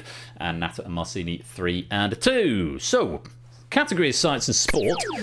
15 seconds to get your answer in. Here is the question. What name is shared by a crystallographer for whom an allotrope of carbon is named, and an earl who established the oldest title in British boxing? 15 seconds. Time starts now. God, I'm glad that worked, because it occurred to me I changed the workflow for this round and didn't test it. Because I think that's one where the question used to start immediately. Start with an easy one, Sam. I wouldn't have had a Scooby. I barely understood the question. The correct answer, Lonsdale, is what we wanted. And only Oni getting that one right. So we're going to have this strange thing where Oni is going to pick up 4 points. 2 from his own bid and 2 from Colin's bid. Wrong answers there. Let me just go through to check there's nothing I need to condone. Fuller, Diamond, Queensbury, Carbonite, Franklin, Grey, Heavyweight, Queensbury, and Merryweather. All of those incorrect. So everyone else was wrong, but Dan's still getting 3 points. Rushme still getting 2. Fett still getting 2. TVP still getting 1. Who's got the most damage? Colin losing 4 points and relatively minor damage despite most players getting it wrong. That's the way it goes, but only picks up his 4. Yes, abstention is... no, abstention is incorrect in this. Right, more groups. Okay, Clive versus Ben. That looks like top of the shot to me. 8 versus Fett. Colin versus Marcini. Dan versus Oni. Matt versus Stimpson. And Jonathan versus Natta. 10 seconds to bid 1 to 5 on the subject of... cars and mythology. You've got no draw on this one, Prugs. Means you're your own agent.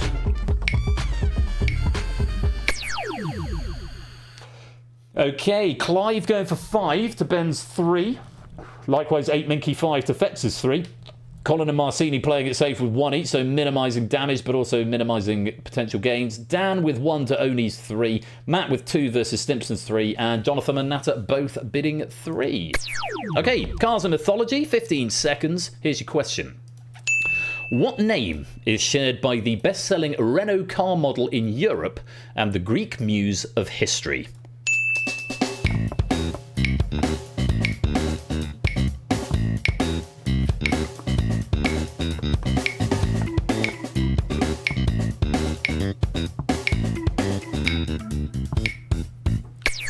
Apologies, this is a short answer, so if you're at CLEO, I'm afraid you're going to be marked wrong. Apologies for that. It is Cleo with an I. Natter, yours was phonetically plausible. I will mark that as correct. And see what that does to the scores when it pans back around. I don't think I've used a condone in this round before. Let's see if it works. Yeah, it's close enough. Watch your typing, Natter, especially when it's a short word, but I think I can see what you're getting at there.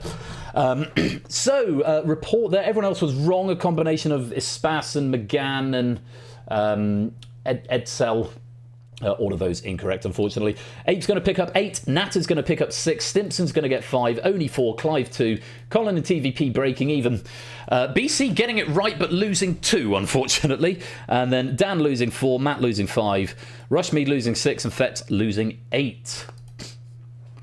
And those are those scores on the doors added to the podium and added to your totals. More groups.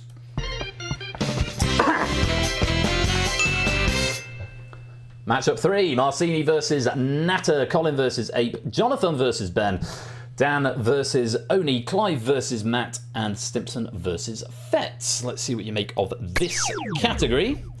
10 seconds to get your bid in on 1 to 5 on the subject of gambling and music.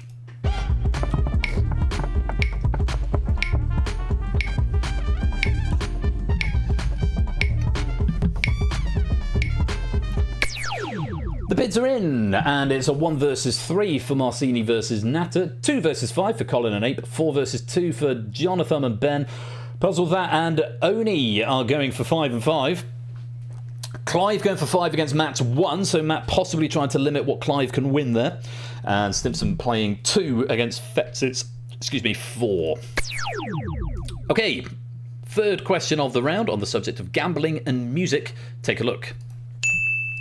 What word links a come-out roll of 7 or 11 in craps with a symbol in music that cancels a flat or a sharp?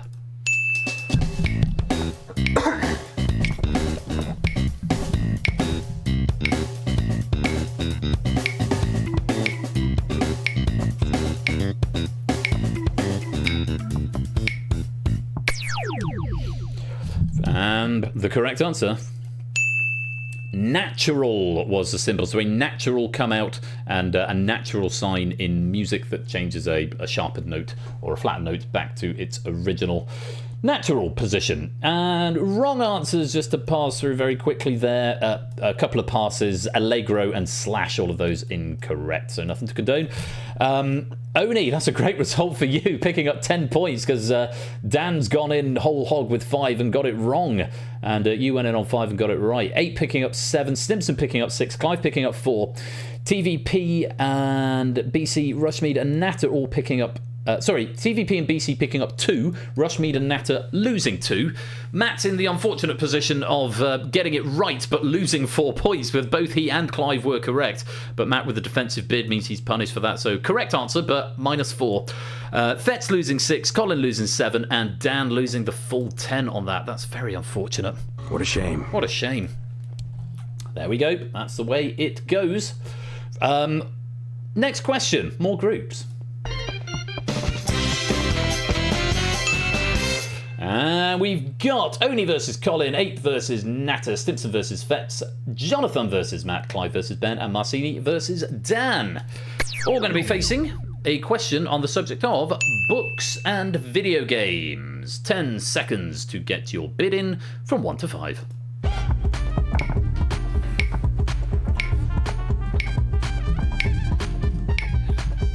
I do love gaining on wrong answers. It's fun, isn't it? It's a nice quirk of this round. Okay, we've got a 5 and a 5 for Oniv and Colin. Ape and Natter going for a 5 versus 3. Stimpson and Fetz 5 versus 4. Jonathan and Matt 4 versus 2. Clive and Ben 5 and 3. And Marcini and Dan at 2 and 2. Let's see what the question brings. 15 seconds, and here it is. What fictional word links the opiate of the masses in an Aldous Huxley novel with a 2015 horror game set in an underwater remote research facility?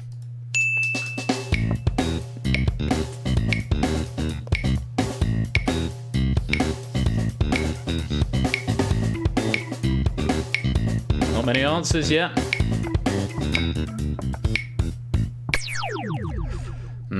Tricky question. I would have known that one because it happens to be one of my favourite games. The answer is Soma, S-O-M-A, which is also how you start a conversation with your mother. Things I do with words. Yes, Soma was the answer, and only a smattering of players getting it right. Let's just check out the wrong answers. Ponds, Deep, a couple of Bioshocks in here, Deep Sea and Nautical. No, so Soma, I would dispute whether it's a horror game. It's certainly an existential horror game with themes about, you know, the nature of being set at the bottom of the sea. And in that very specific subgenre, it is still only the second best game, second to indeed Bioshock. But Soma's a great game. It's not really a horror game. Horror's a little bit bolted on, but it's by Frictional Games, who are the guys who did Amnesia: The Dark Descent.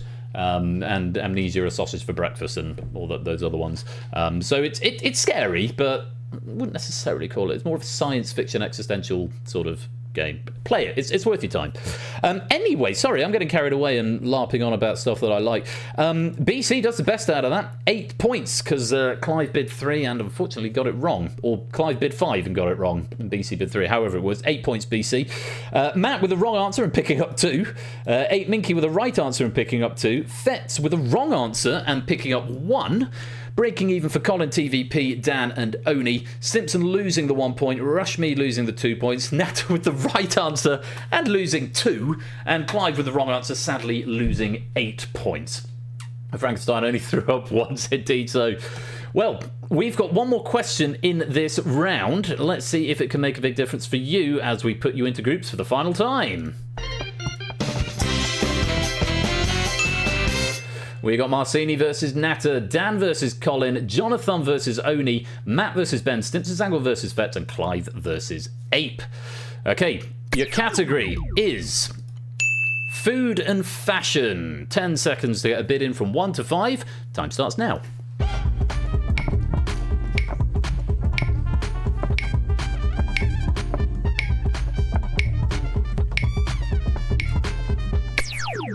Okay, a 1 and a 3, a 4 and a 1, a 5 and a 4. Matt and Ben erring on the side of caution, go for a 1 and a 1. Stimpson and Fetz 2 and 3, and Clive and Ape for a 5 and a 5. So that could be an interesting battle. Keep your eyes on Clive versus Ape as we go to our question on food and fashion. 15 seconds. Take a look. What word connects a West African swallow dish made predominantly from fermented cassava with a slang streetwear term for fake or replica sneakers? Yeah, Matt and Ben noping the heck out of this question.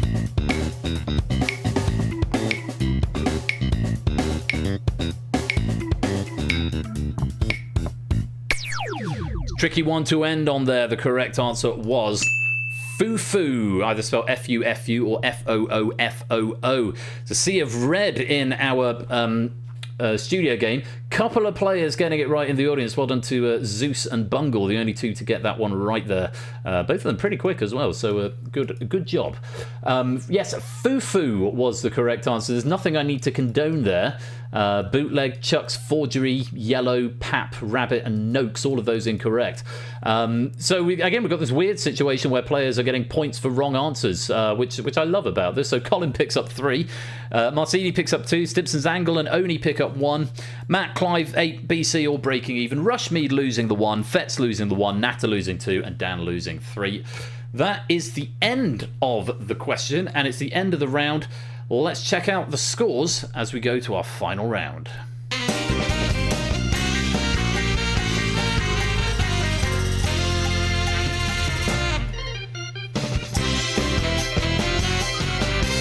a close run thing as we go to our final round. Ben has 119. Clive has 106. Oni's in third with 98. Ape's got 95. Matt's got 87. Vets is on 71. Marcini's on 70. Stimpson's angle 59. Jonathan's got 47. Natta's got 45. Colin's got 26. And Dan has 24. But all of that could still change because we have got one final round to go to. Over in our audience game, Sophie Bob's on 80, Frontery's on 91, Graham's on 106, Tom 118, Flyboy 121, Matt 124, Conradalak 163, Big Bird's on 164, Bungle on 165, still got 172, Silent Marine 175. Still just a point between Bungle and Big Bird. Cutting it fine.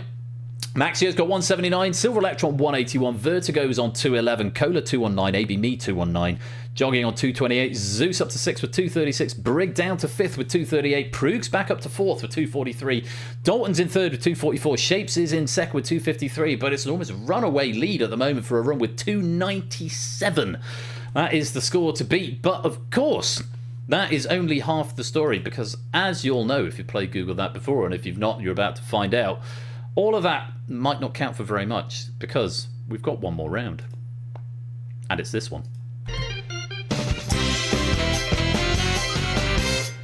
It's the big finish. And yes, we have just had a 7-round game of Google that. I thought there were 6 going into it, obviously miscounted, but we've had one of almost every round. The one round we didn't get this week was Blind Auction, which we saw for the first time last time we played. But yeah, so long a Google that it is indeed.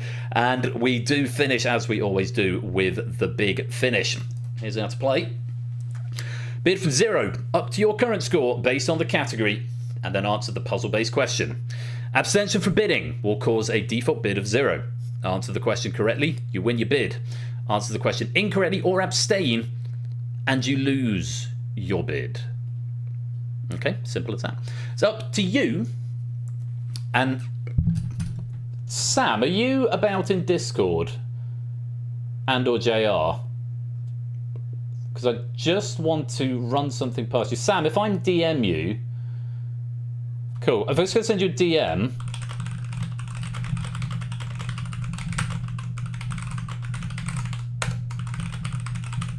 just about the final question.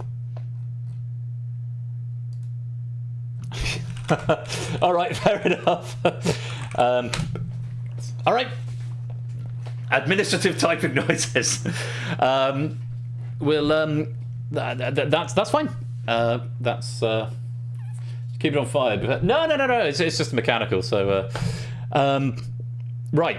So, have a look at the leaderboards, which should be showing on your devices now, and try and make an estimation about how much you're going to need to bid to take over the player who's ahead of you. How much are they going to bid? How much do they stand to lose? How much do they stand to win? Or maybe you're having a look and you're going to see the category in a minute and you're going to think, oh, I don't much like the look of that. I'm going to play it safe and bid low. Remember, there are gold, silver and bronze medals available in our hot seat game. There is a lobby medal available in the audience game. And of course, scores in this game, pennies for this game are calculated by your score times by some multiplier. It might be 10. It might be 5. It might be 10. But bear in mind, if you're sitting on like 170 points or something, which is a pretty good score, pretty big score, because we've had more rounds, of course. If you're sat on that, and you could potentially be getting 1,700 pennies if you play it safe. That's up to you. But you could be getting a lot more if you put it all in and get it right. Also, just to throw in there, the penny prize draw is this evening, so that might affect your bids because you might be trying to get to a particular number to maximise your chances in the penny prize draw. But I will leave it entirely up to you. Those are the scores as they stand. I'm going to load the category at my end. I think it's times 10, BC. I think it's your score times 10. But I can't remember. Pfennigs, Matt? 9,000 pennies from this game. Well, if you've got 900 points, Prugs, it might be doable. So, here is the category that you're going to be bidding on. You've got 10 seconds to place your bid. You need to type the number. It needs to be between 0 and your current score. The category is, for the big finish question, the UK and the US. The UK and the US. How many points do you want to stake on this final question of the game? Good luck. 10 seconds. Please bid now.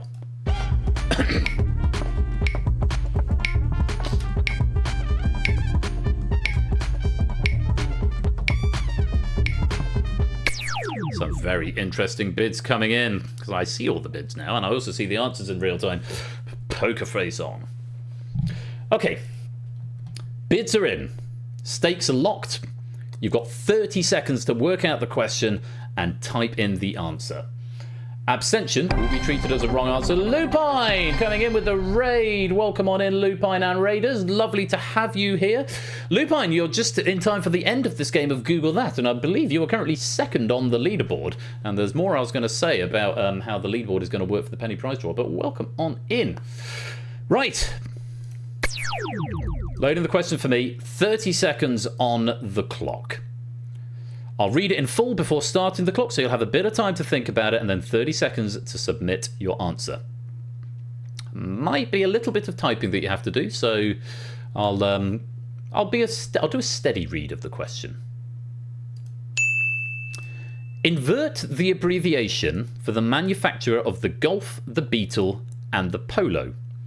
Name both the UK postal area and the US state represented by those letters. You have 30 seconds and your time starts now.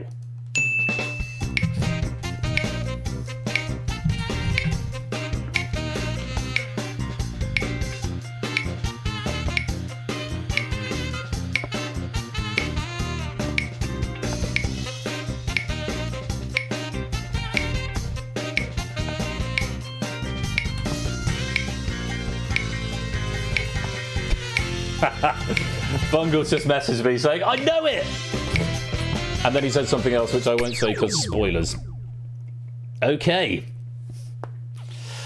So, invert, or indeed flip, the abbreviation for the manufacturer of the Golf, the Beetle, and the Polo. Name both the UK postal area and US state represented by those letters. Well, the Golf, the Beetle, and the Polo are all manufactured by Volkswagen, VW. If you invert them, you get WV. And WV would give us, for the UK and the US, Wolverhampton and West Virginia. That is a bug on the board. Could someone please write that in the new bug reports channel in the Discord? Because it should only be showing the first answer on the board. But yes, there were lots of variations. Ampersands, plus signs, forward slashes, or just the word and, or just the two names in either order, which is why there are so many variations. There's a graphical bug on the boards. Please someone write it in the new bug reports channel, not suggestions, bug reports, because I know that's something I need to do. It just needs to take the first answer. So, let's have a look and see what you all said.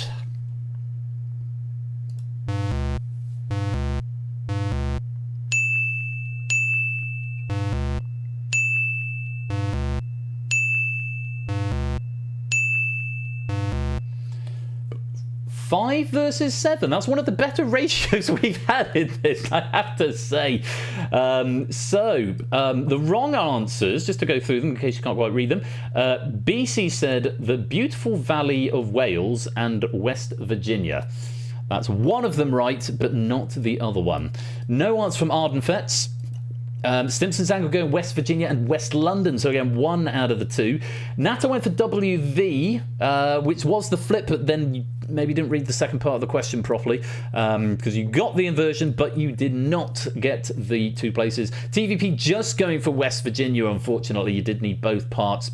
Puzzle Dan going in the wrong direction, Manchester and Massachusetts, and Rushme going for Norwich and New Mexico.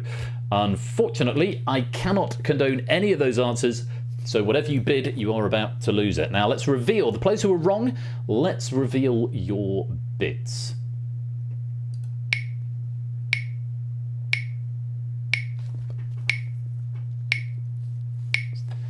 Ben deciding to play it safe and not bid anything in any case. Probably just as well, given you got it wrong. Simpson just losing 13 there. Natter just losing the 3. Fetz losing the 2. Puzzle Dan losing the 4. It's bad luck for Marcini, though, losing 40. And Rushmead's going to lose 47 on that one. My. Oh, what a shame. Lupine, welcome on in, bro. Now, for our 5 correct players, let's see what they bid.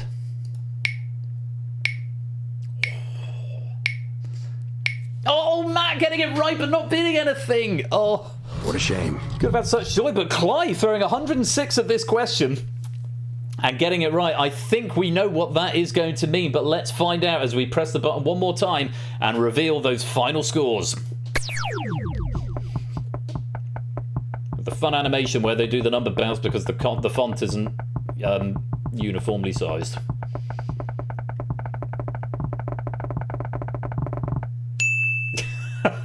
There's always one we're waiting for forever. Monospace, that's the one. Monospace. It's not a Monospace font. I should probably do some kerning checks and stuff in TextMesh Pro. But there we have it at the end of the game. I can't quite see second and third off the top of my head. We'll look at the leaderboard in a minute, but I think it is fair to say we've got a clear winner in the shape of Clive of Legend with 212 points.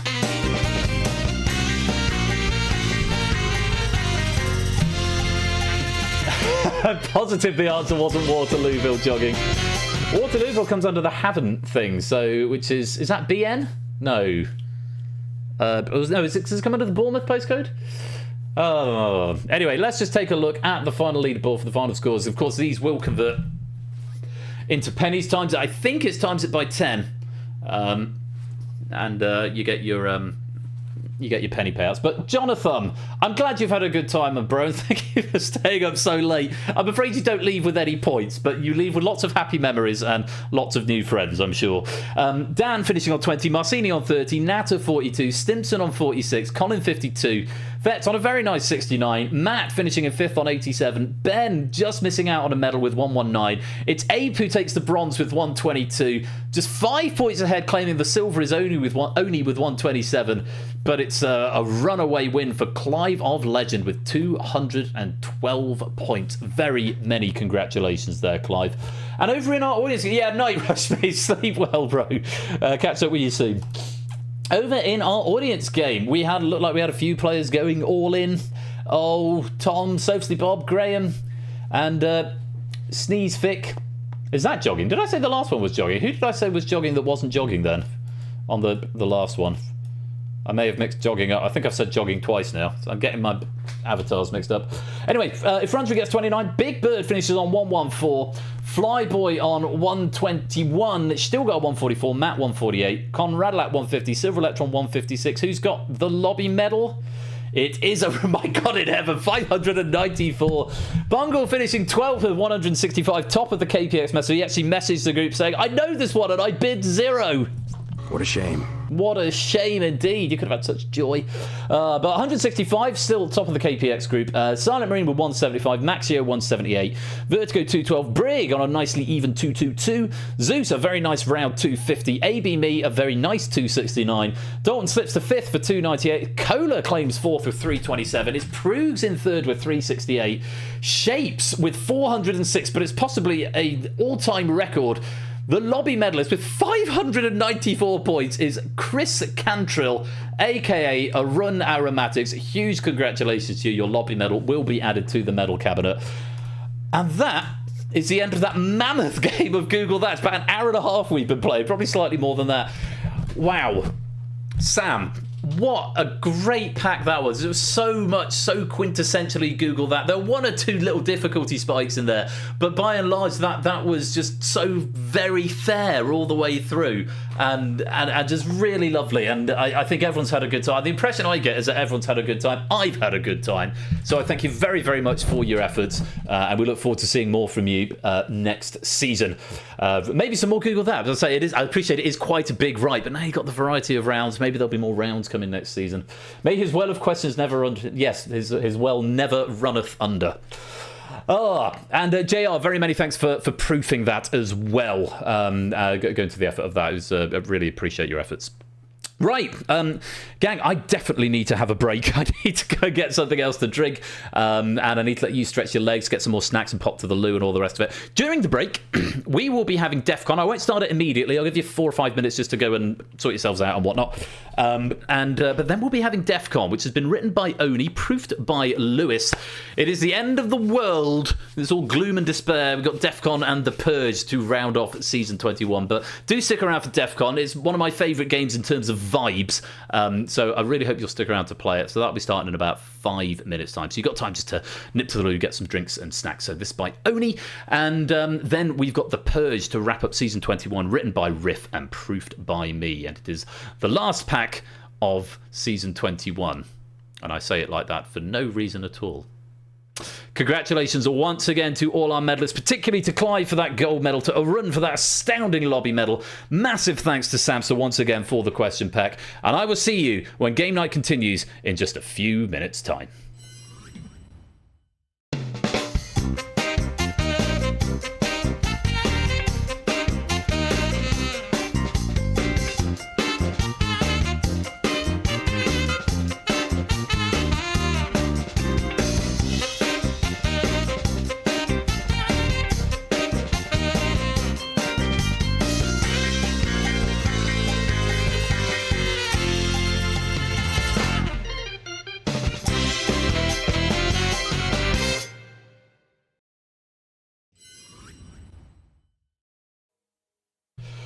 And let's say, let's just say, glory be, for 64 pennies. Arun, if you're here, because you've got a lottery pending. I've just checked your penny bank. You've got 32,000 pennies. Unless you get a very lucky windfall, you're unlikely to get up to the next level, 40,000. Do you want me to cash that in, or do you want me to refund it? Likewise, everyone else, if you've got micro pennies that you want to cash in ahead of the penny prize draw, if you're pretty close to the precipice and you want to try your chances to try and get it to the next 10,000, because remember, it's multiples of 10,000 that go into the draw, then do cash those micro pennies in. You've got till before the lottery to cash them in, or till the end of the lottery to cash them in, and I will cash them in. But Arun, if you'd like to refund you, rightio, I will refund you. Because, of course, your micro pennies will transfer to next season, but your pennies won't. So if you don't think you're going to hit the next level, you might want to just hang on to those micro pennies, cash them in at the start of the next season, and get yourself a boost going into Season 22. But I'll leave it up to you. Right, I'm going to go get some more Prosecco. Glory be is the bonus if you're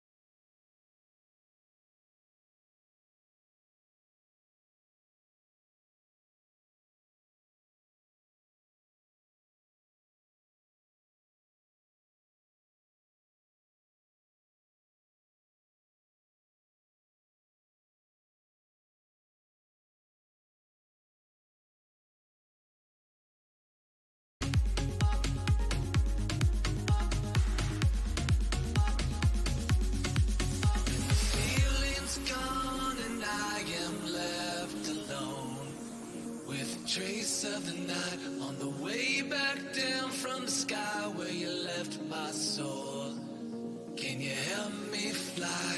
I can't resist, 'cause you have got a hold on me. And all these thoughts, when you are here, you light up the dark sides. To live in the night shine, you take my life and light every side. You fade the dark inside. The living night shines.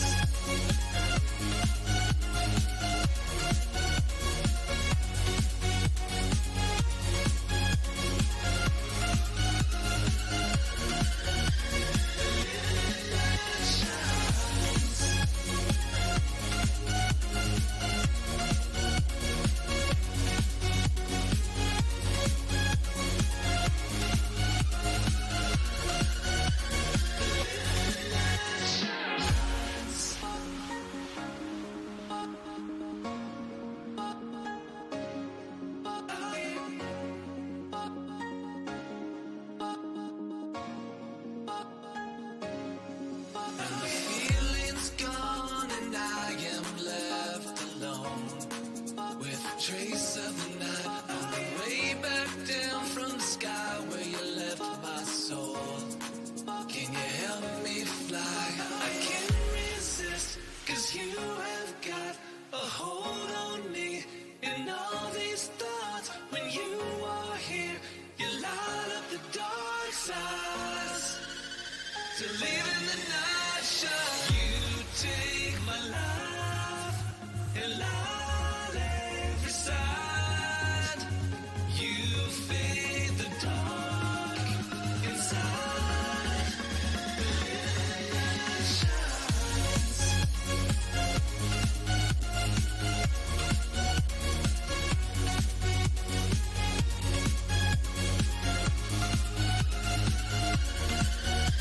The living night shines.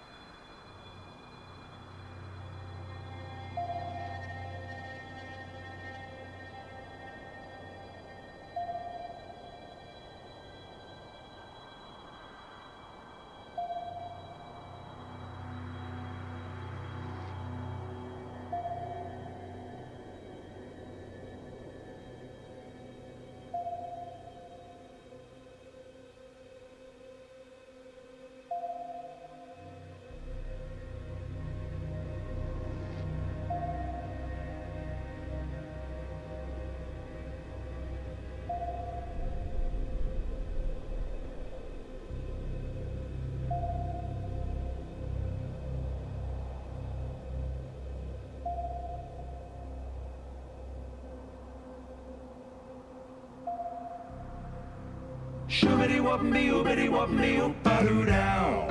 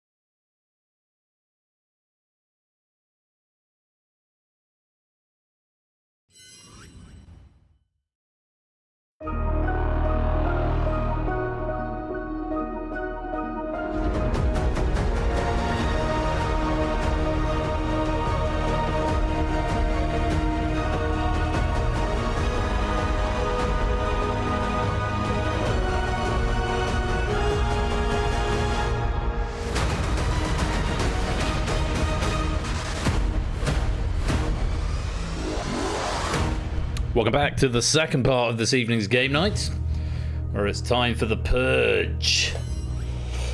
JFK Hotel is where you need to go if you want to type in the room code. There's the Universal Controller. There's the room code.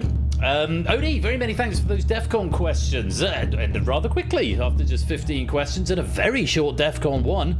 Obviously itchy trigger fingers, but only 2 players who managed to bank out the points on that last level. But that is the way the game goes, and I hope you got some points. I think Ben managed to take the most out of that, so very well done, Ben. Taking that DEFCON medal. I mean, no one really wins that game. You just have people who don't lose as badly.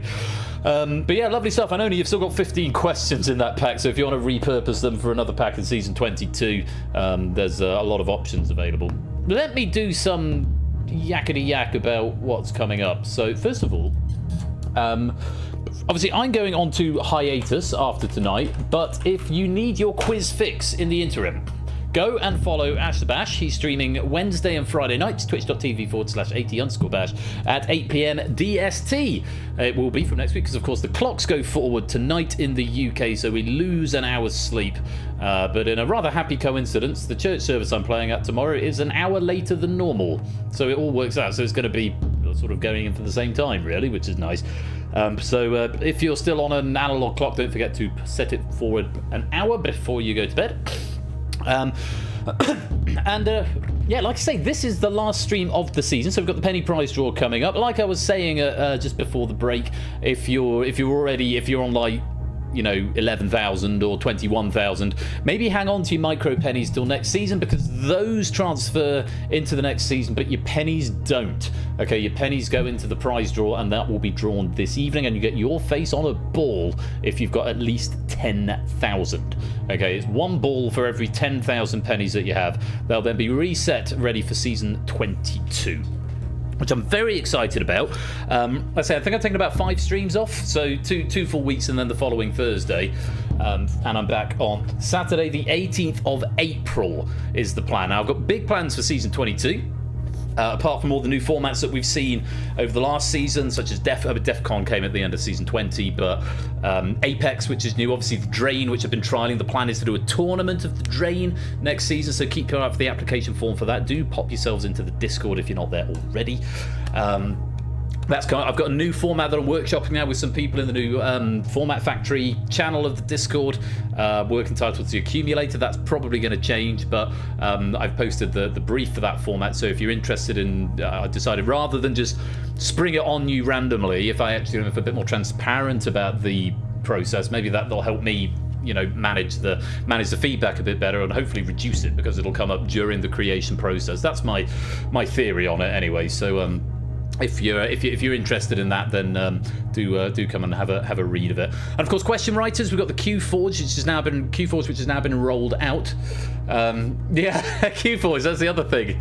That's a new thing for all the new writers. It's a new piece of software to assist with the writing process. So if you fancy writing anything for game night, if you fancy seeing your trivia up here, and obviously you'll have noticed we have got quite a high standard, and I'm immensely grateful to the amazing writing team, and as well to all the proofers who help to make things work behind the scenes, because without your contributions, this channel simply would not happen. So I can read some words off a screen and knock some software together, but without really high quality trivia, it's all on a highway to nothing. So hugely great fun. And if you fancy writing some questions, or having a go at writing some questions for game night next season, then get yourself into the Discord, get the question writer role, get QForge downloaded, and keep your eye out for the application form, which will be forthcoming probably in the next week or so. Look forward to hearing from you and maybe seeing your questions here next season. This is the final game of the season, though. It's your last opportunity to get pennies before the lottery draw, and I will be keeping an eye on anyone wanting to cash in micro pennies. You might want to wait until after the lottery, because we've got the Purge where you'll win pennies for playing. We've got the lottery where you could win pennies, and if at that point, if you're on like 39,500 and you're just 500 away from getting another ball in the machine for the draw, you might want to consider cashing your micro pennies in then, just to get you to the next level, but otherwise you might want them to roll over. Oh, excuse me. So, this is The Purge. It's been written by Riff and it's been proofed by me. This is a really lovely pack. It feels generally quite accessible across the board. There is a theme, so pay attention. I don't think you'll struggle to spot the theme, but pay attention to it because you never know, there may be extra clues bedded in to help you out with the questions. Am I ignoring you, Bungle? Oh yeah, no, I'm largely ignoring the chat because I'm doing my spiel. Yes, obviously this you can join any time in this game and play in the background game, but if you join late, you get a permanently lit chair and you can't actually get to the final. So I'm going to give you another minute or so to join. I appreciate it is already 10:30. I did think it would be quite a late one tonight, so I won't dilly-dally once we get into the nuts and bolts of this game. But please do come in and join us for the final game of the season. It's The Purge by Riff. I've got to say hello to more people here. Welcome to Fluffy Bunny and Silver Electron, Pyro Pygmy, Prey, Riff, and Petri the Dog. All coming to join us for this final waltz of season 21. I have to say, it's been really lovely to see so many people here tonight. I mean, it says 67 at the moment. I mean, I don't know if it's off a bit because the broadcast only says 56, but really encouraging to see so many. So thank you everybody for coming out for this season finale. I hope you've been enjoying yourself. I've seen 2 cracking question packs so far, and we're just about to see a third. So nice way to end the season before we go off for a little break. Yes, I see your message, Brig. I will give you roles, and you can come in. So members and streams. Brig, you should now have the roles and be able to see the rest of the server. So do come in and show any questions you've got into the discussion channel. Would probably be the best place for them. Right, arbitrary countdown of 30 seconds coming up. So last chance to come and join the game. I've decided just to bring the bottle of Prosecco into the office. I thought that was a much better thing to do. Just in time, TVP, just in the nick of time into this game. And there's only one full column. Yeah, we've got someone on every row, but only one full column. We're barreling through the clock to finish at like 3 AM. Non-zero chance. I'm hoping that's not going to happen, because it wouldn't allow me much sleep. Right. If you're all ready, 39 players, which is a goodly number for The Purge. This pack has been written by Riff Raccoon, proofed by me. Lot to enjoy about this pack, and we're going to end the season having just had nuclear obliteration. We're now going to purge all but one of you. Let's lock you in. Yeah, sleep is for the weak, spelled either with 2 E's or an E and an A. Whichever you prefer. Here's how to play. Answer multiple choice questions. If the group as a collective fail to stay under the breakpoint, you'll trigger a purge. Which SJ just in the nick of time, but I don't know if you are actually. You might not get a seat, because I think that's a thing in this game. But you can still play for pennies, of course. If a player answers the purge question correctly, they rejoin the game. If not, they will be permanently eliminated. We'll keep going until we've had 20 questions from the main game, 5 purges have taken place, or 5 or fewer players remain, whichever of those happens first. Yeah, you still get all the questions. You still get the pennies. Just means you can't get the medal. Yes, surviving players will move on to the final purge, which I'll explain more about later on. There appears to be... Brig, you appear to have 2 accounts joining, unless something just hasn't refreshed at my end, but I'll worry about that in a bit. Right, those are the rules. And we'll see if SJ got in, or if they're marked down as a purge player in a minute. Let's load up our first question. 2 options here, and... no, not... It's a tiebreaker. Because we start with the tiebreaker question in this game. This is a numerical question. We'll only use the tiebreaker if we can't resolve based on... If we've got more than 5 players when we trigger the end, or... and for the first delineation is total number of questions correct. So it might not come into play, but it's always worth giving an answer anyway. If you don't give me an answer, you'll be given int.max value. You want to be as close to the answer as possible. That's about as far away as you can be. So... Your tiebreaker question, answer as a number, please. Here it is. In seconds, how long is the final movement of John Cage's 433?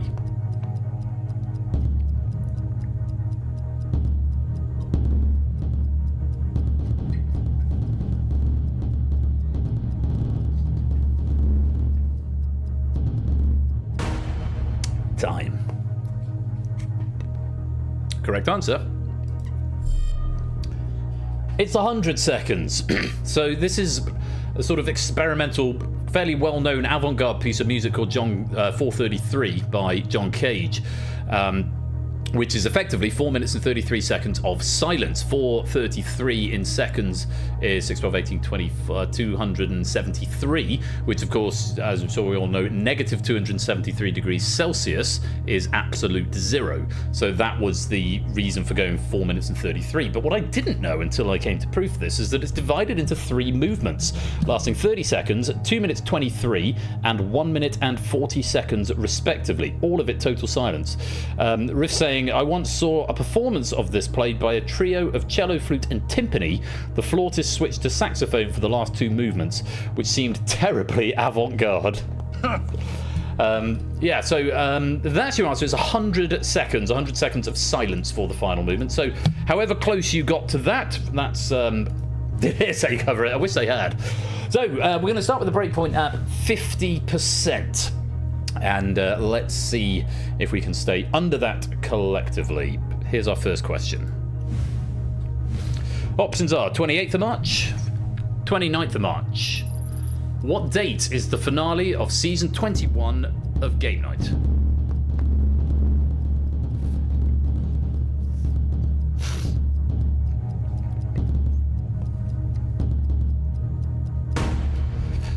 Time. It depends what time zone you're in. It needs some slight clarification. Probably. So what time, what date did it start? So the correct answer is the 28th of March. I know for some people it probably is the 29th of March already, but it started on the 28th of March. It's kind of, you know what day it is. I suppose if you're stateside, then it's nowhere near the 29th of March, but it is still the 28th of March as of right now from where I am in the Game Night Control Center. I'm hoping most of us got that right, but let's find out, shall we? Start the meter. Not all of us. There was one abstention there. I think it might have been Big Bird who abstained on that one. I might be wrong. I don't normally reveal who got things right and wrong until we get to a purge. But no one going for the 29th of March. And most of us getting the correct answer. On we go. We'll drop the breakpoint to 40%. And let's see what the options are. Y or Z? What is the last letter of the French alphabet?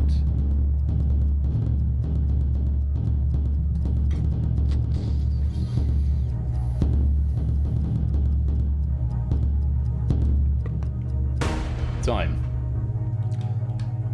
Oh, try refreshing it, Dan. Give it a refresh. Sometimes it gets so. You're definitely in the game.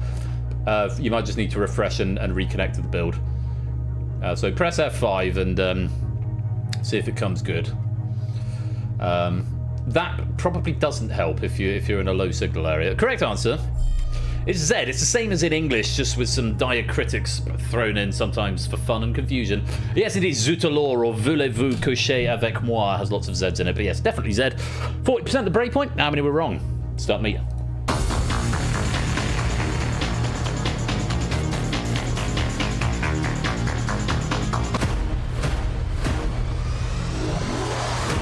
Well, not everyone by any stretch. Dan, I've got that refresh at this end, so hopefully you'll get payloads moving forward from there. 23% incorrect, including 7 going for Y and 2 who abstained. Although I think Dan has reconnected. Hopefully he'll be back with us now. So we're safe and we move on. Down to 30% goes the breakpoint. Let's see what we make of this. Azinities are Dan indeed. Free. Brave. What is the final word of the US national anthem?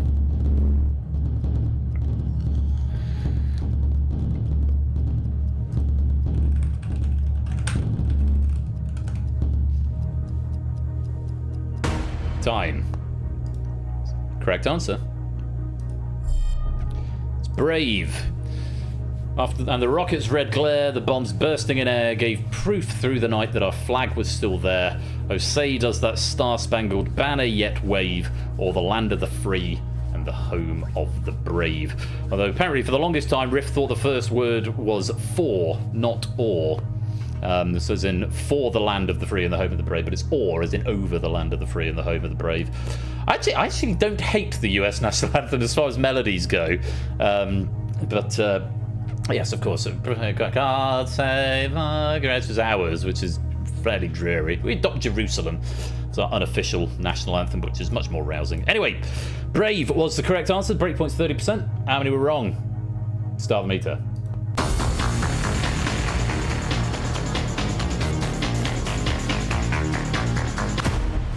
We're good. 6 going for free. 2 abstentions there. Got a blank screen that time. Huh. That is weird. It's definitely connecting, Dan, so don't know. Try switching to a PC when you get back home. We play on. 31 getting it right. Breakpoint low to 20%. And let's take a look at our next options. Lanterne Rouge. Ampoule Rouge. What term is used for the last placed cyclist in the Tour de France?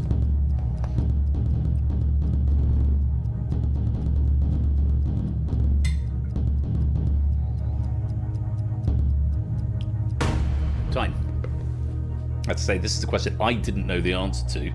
Correct answer is Lanterne Rouge, which, as you might guess, means red lantern, and is a reference to red lights on the back of trains, or possibly the train of cyclists. Ampoule Rouge means red light bulb, so similar but subtly different. Right, breakpoint is 20%. Let's find out how many were wrong. Start the meter.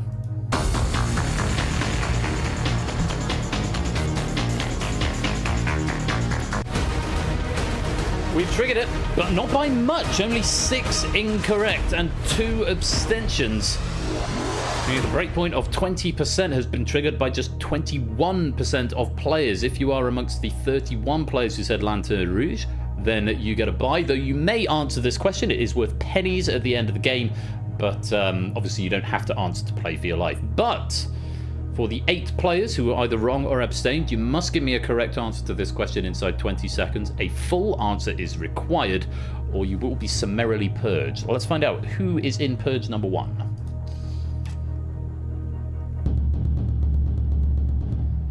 Vertigo, Flyboy, Tom, Fetz, Prey, Silver Electron, Dan, and Graham. You are all in the first purge. You must give me a correct answer if you want to survive. The room code is there if you need to refresh before I trigger this purge.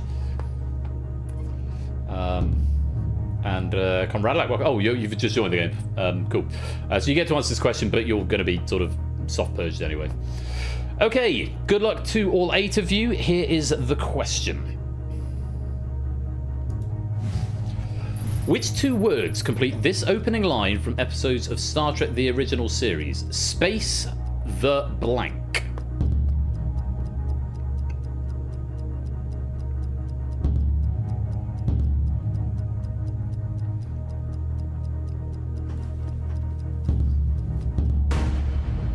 Time. The correct answer was Final Frontier. So you may notice a little theme emerging, which to Star Trek, the original series, Space the Final Frontier. And I have on good authority that Captain Kirk has 3 ears, a left ear, a right ear, and a final front ear. Very good. So if you gave me Final Frontier, your seat is going to stay blue. If not, I'm afraid it's going to go a nasty shade of red. And there we have the results. 3 players getting it right. Fetz, Vertigo, and Silver Electron. You do get to rejoin the group. We'll see you back in the main pack in a minute. Unfortunately, Flyboy, Tom, and Graham. Wrong answers all round. Infinite, Ultimate, Ship, and Space. I like that, Graham. Space the Space. I mean, it's not quite as catchy. Also, abstentions from Prey and from Dan. It does mean you are about to be purged. Thank you very much, you 5, for playing. It's the wrong answer at the wrong time. And you have been purged. Yeah. Space the...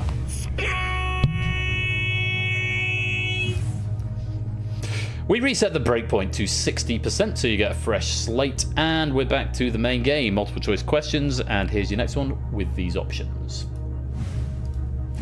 Julia. Big Brother. The final line of Orwell's 1984 states that Winston loved whom?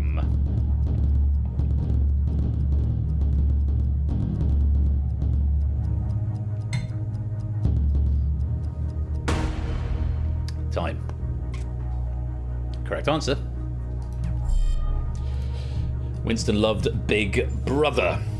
Dystopian novel that it is, although his opinions on other reality television shows are never explored. Right, breakpoint is 60%. Let's find out how many of you got that one wrong. Start the meter.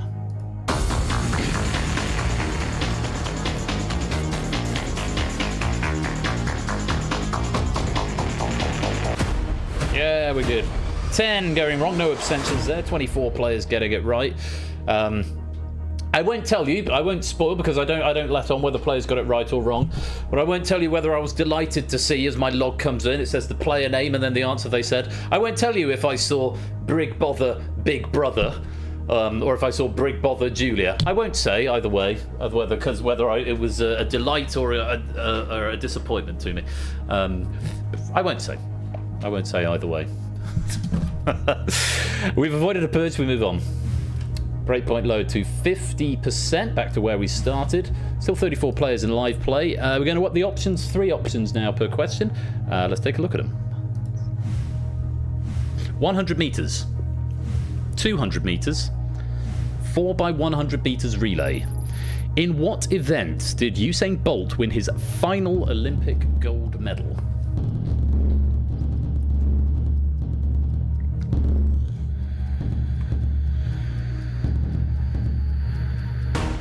Time. And the correct answer. It was a 4x100 meters relay. It was in 2016. He won the gold in the 100 and the 200 meters before finishing up with the 4x100 meters relay. I believe he is the only person to win gold in the 100 and the 200 meters, and possibly in the 4x100 meters at 3 separate Olympic Games. At 2008 in 2008 Beijing, 2012 in London, and 2016 in wherever 2016 was, Rio possibly. I can't remember. Anyway, breakpoint is 50%. Let's find out if you're wrong. Or how many were wrong. Start the meter.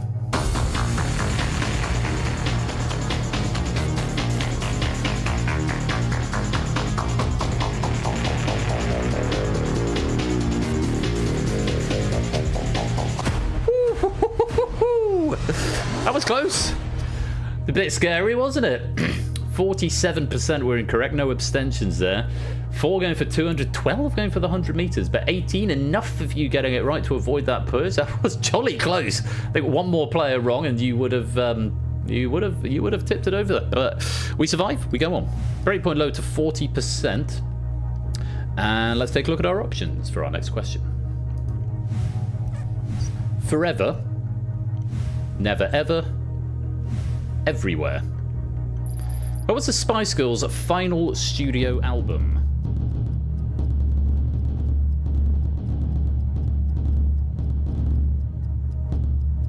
Sounds like I need a better phone, Dan.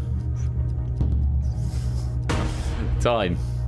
Correct answer was Forever, and despite only having 3 studio albums, the Spice Girls still deemed it necessary to release a greatest hits album. That being said, I mean, considering they only did 3 albums, they did some absolute belters. Absolute bangers. Love the Spice Girls. Won't hear a word against them. Love them. Breakpoint's 40%. How many of you were wrong? Start the meter. It is not, Dan. It is not. Yeah, we're good. 82% right there. Just 6 players going for Never Ever. I think that was an All Saints album. It's certainly an All Saints song. Never ever ever ever felt so low. Who are famously not the Spice Girls. Let's go on. Drop the breakpoint down to 30% and take a look at the options for our next question. Here they are.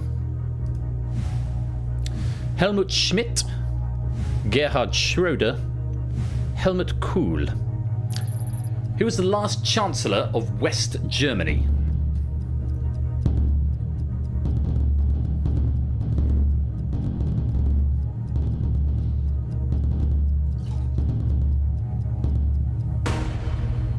Time. Oh, bollocks. I got a bit zealous with my Prosecco pouring. It's overflowed it somewhat. That's fine. I'll just... I'll hang on. Stand by. But I'm going to put it on the other placemat for now, because this is the stone placemat. And if I dry it on my trackies, that's fine. Then we'll put that one back down there. Move that one back over there. I sound like Mr. Bean. Who was... No, it didn't go in the pit. The PC's miles away. That's all the way over there. Sorry, I just had to adjust my drink issue. Who was the last Chancellor of West Germany? Helmut Schmidt, Gerhard Schröder, or Helmut Kohl? The correct answer was Helmut Kohl. He was the leader from 82 to 98, with reunification happening right dead in the middle of his premiership in 1990. Breakpoint is 30%. Let's have a look, see how many of you got that one wrong. Start the meter.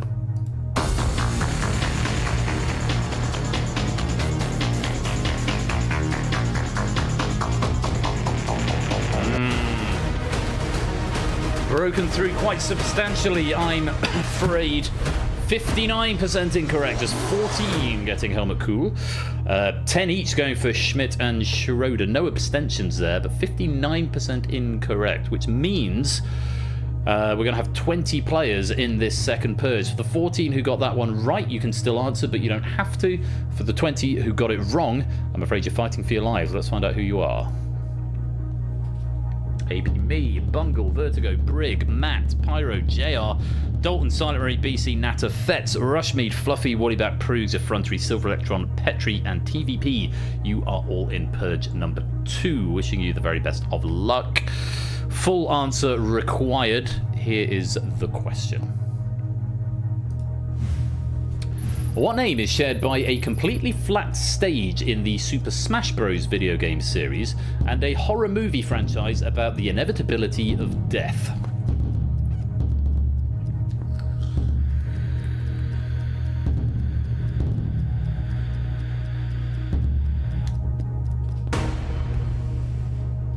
Time. And the correct answer?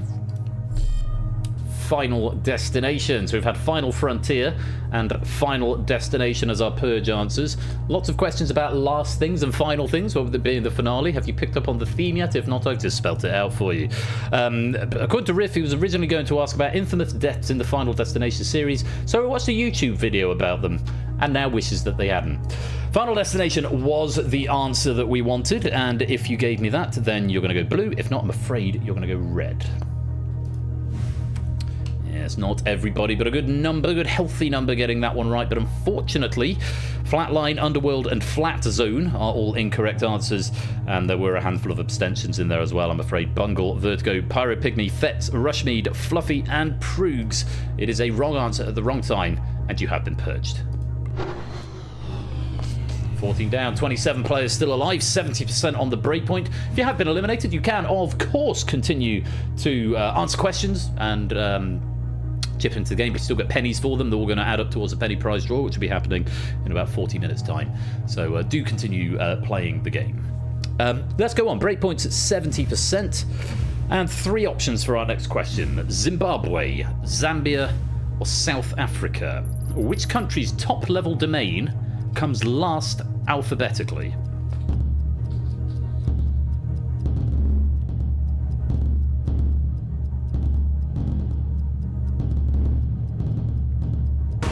Time. So watching the answers come in. It's very interesting. Correct answer. Zimbabwe, which is ZW.ZW. Zambia is .ZM. And South Africa is .ZA from the Dutch Zuid-Afrika. And yes, Zimbabwe as a country name also comes last alphabetically. So I don't know if that's just a coincidence or how it is, but Zimbabwe is what we wanted. Now the breakpoint's 70%. Did enough of you get it right? Let's find out. Start the meter.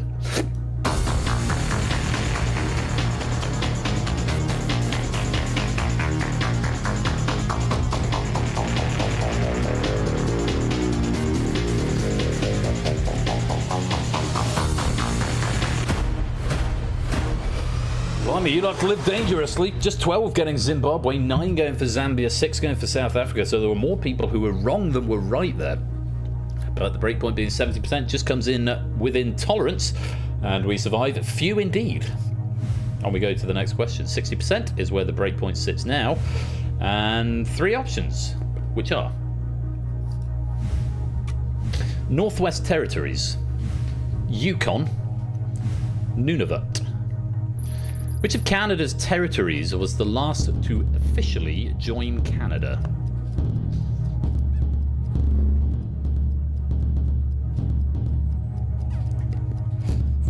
Your brain read it as first alphabetically, this despite the facts and shapes that every other question so far has been to do with the last of something or the final something. You know, I mustn't judge. It's late. There's your Canada content, and the correct answer is Nunavut. It's joined in 1999, over 100 years after the other two. Classic Canadian joke. This comes from Riff, not from me. But Nunavut is split into 2 parts: some of it and rest of it. Not as opposed to none of it. Start them here.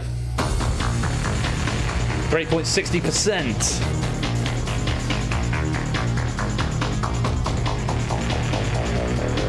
Are we going to stay under? Did Tim Vine write these questions? No, it was Riff Raccoon. Though Tim Vine and Riff Raccoon never been seen in the same room, so who knows? 15 players getting it right, it's enough to stay under. 8 going for Northwest Territories, 4 for Yukon. 44% incorrect in total, but within tolerance. Let's play on. Breakpoint down to 50%. We're back to where we started. 4 options now for each question. Let's take a look at the next ones.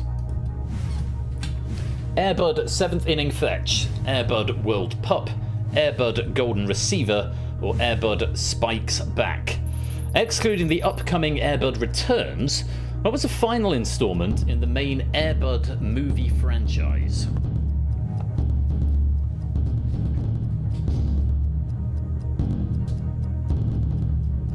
Time.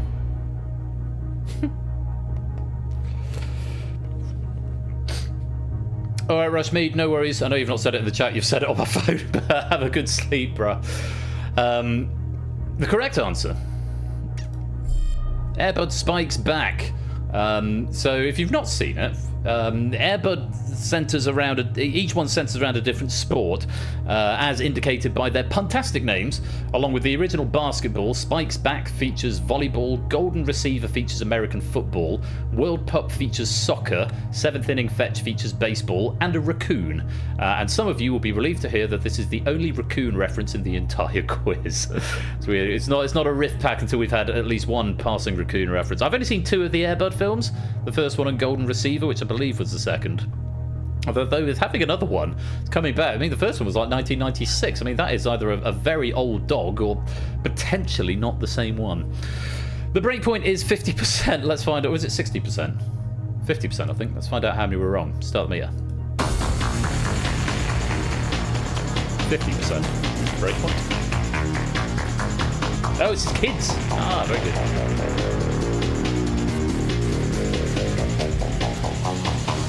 Tricky question. And we have smashed through. 85% of you were incorrect. Did I turn captions on this stream? It's a bit late if I didn't. It looks like I did. Yes, I did. 85% of players getting that one wrong. Just 4 players going for Airbud Spikes Back. It means it is not inconceivable that we could be going to the final purge after this question. If everyone or all but 1 players are incorrect on this purge, then we will be going to the final purge.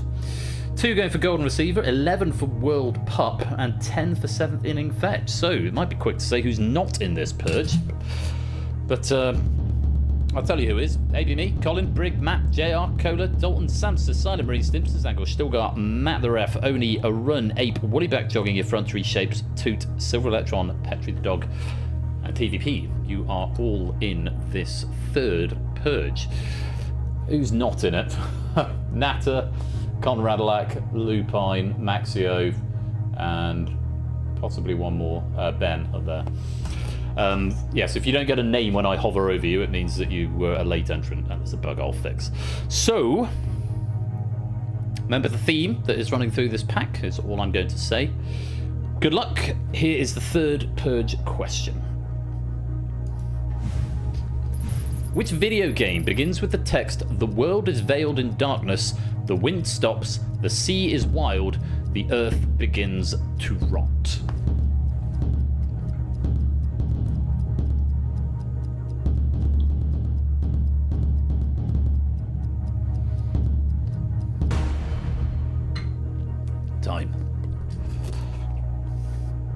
Correct answer.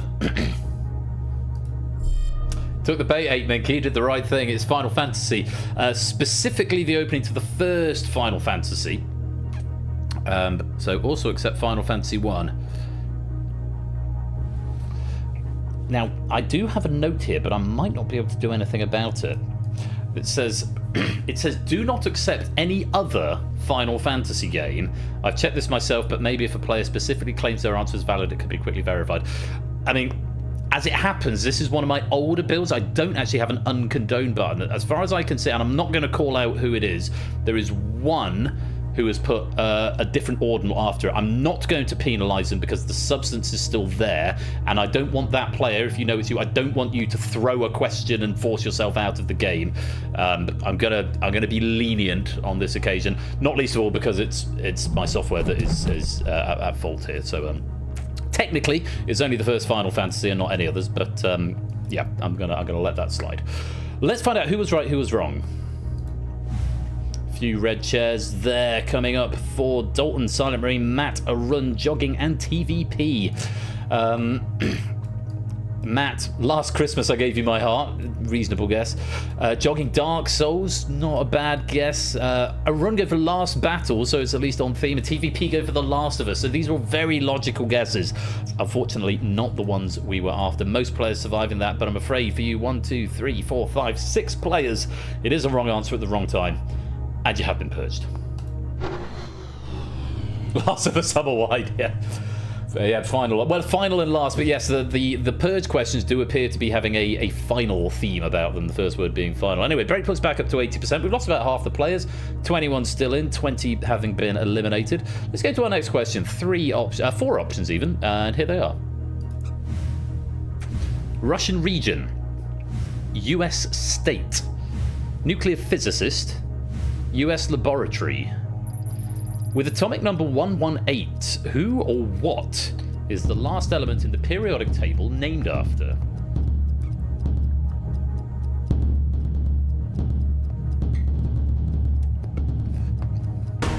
It's a really good multi-layered question. That'd be a good Google that question, actually. Correct answer. Nuclear physicist. It's element 118, which is oganesson. It's named for physicist Yuri Oganessian. Other answers referred to elements 115, which is moscovium, which is named for the Russian region, for the Moscow Oblast region. 116 livermorium is named for the Lawrence Livermore National Laboratory, and 117 tennessine, which is named for Tennessee. So they're all named for those last elements, but I thought I'd given you roles, but oh no, I have. It's fine. Ignore Discord, Ben. Concentrate on the game. Concentrate on what you're doing. Right. Breakpoint was 80%. How many were wrong? Start the meter.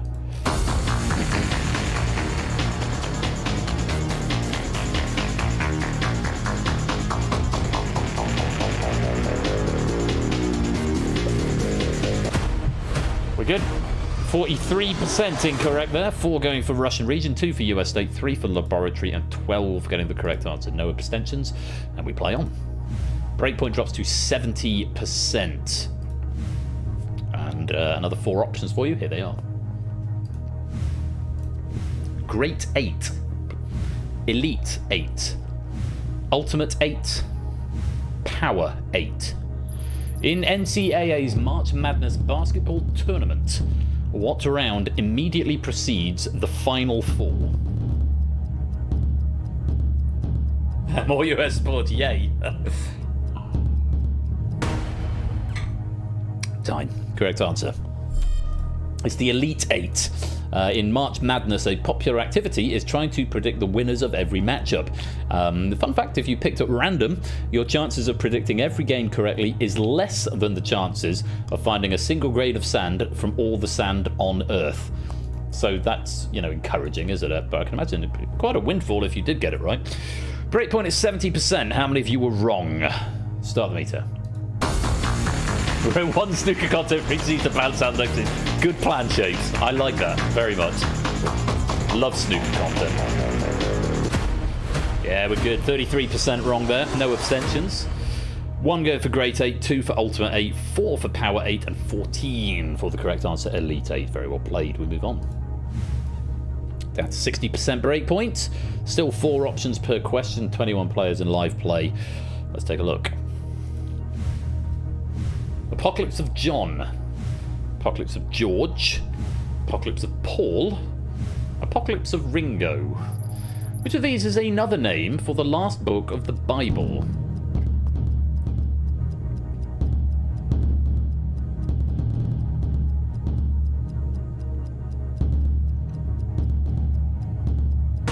Time. And the correct answer is the Apocalypse of John, or the Revelation of John. It is the book of Revelation we're referring to, and the first 2 words of that book are, I believe, I, John. A disciple of the something. Sorry, and it's I saw a new heaven and a new earth, for the former earth had passed away, and God will wipe away all the tears from their eyes, and a burning lake of sulfur where there was weeping and gnashing of teeth and all that jazz. Yeah, apparently the narrator is some guy called John, but not John Lennon though, a different John. Yes, I, John. So breakpoint 60%, and how many of you were wrong? Start the meter. St. John, yes, St. John. For St. John the Evangelist, possibly. There are lots of Johns in the Bible. Apple's newest, thinnest apostle. Apple's newest, thinnest apostle. I like that a lot. We're good. 12 players getting it right. 43%. 43% is coming up a lot at the moment. 43% incorrect. No abstentions. 9 all going for Paul. That was the only one that drew people away from John there. But we survive, and we go on to our next question. Breakpoint back to where it started. 50%. 4 options. Let's take a look at them. Perdita, Prince, Mrs., Pongo. In the 1956 book, which Dalmatian is the last to appear, becoming the 101th? That quote is directly taken from the book, by the way.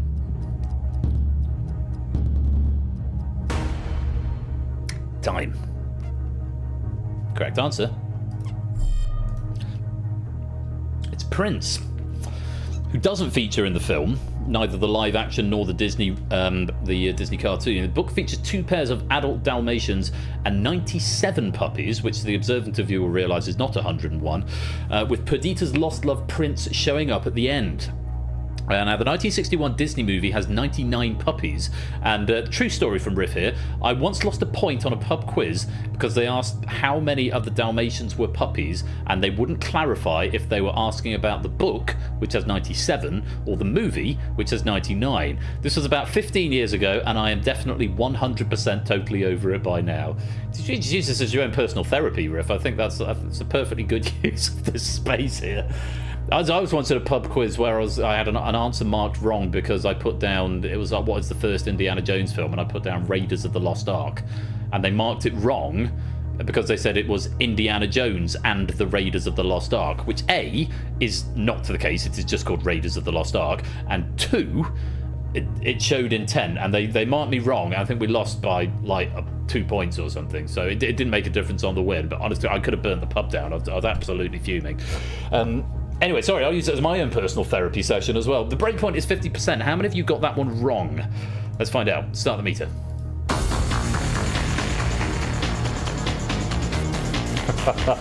It's a good reason to write them, Riff.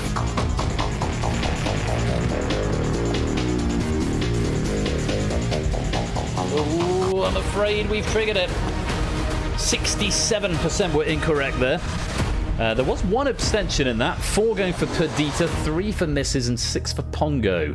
So if you're among the 7 players who gave me the correct answer, you can rest easy. You can still answer this question, but you're not bound to it. 33% getting it right. Everyone else, though, you are going to have to play Purge question number 4. Let's find out who you are. Brig, Matt, Cola, Sam, BC, Maxio, Stipson, Lupine, Oni, Woollyback, Effrontery, Shapes, Silver Electron, and Petri the Dog. You are all in Purge number 4. Remember the theme, it might help you out, it might not. Good luck. Here is the 4th Purge question.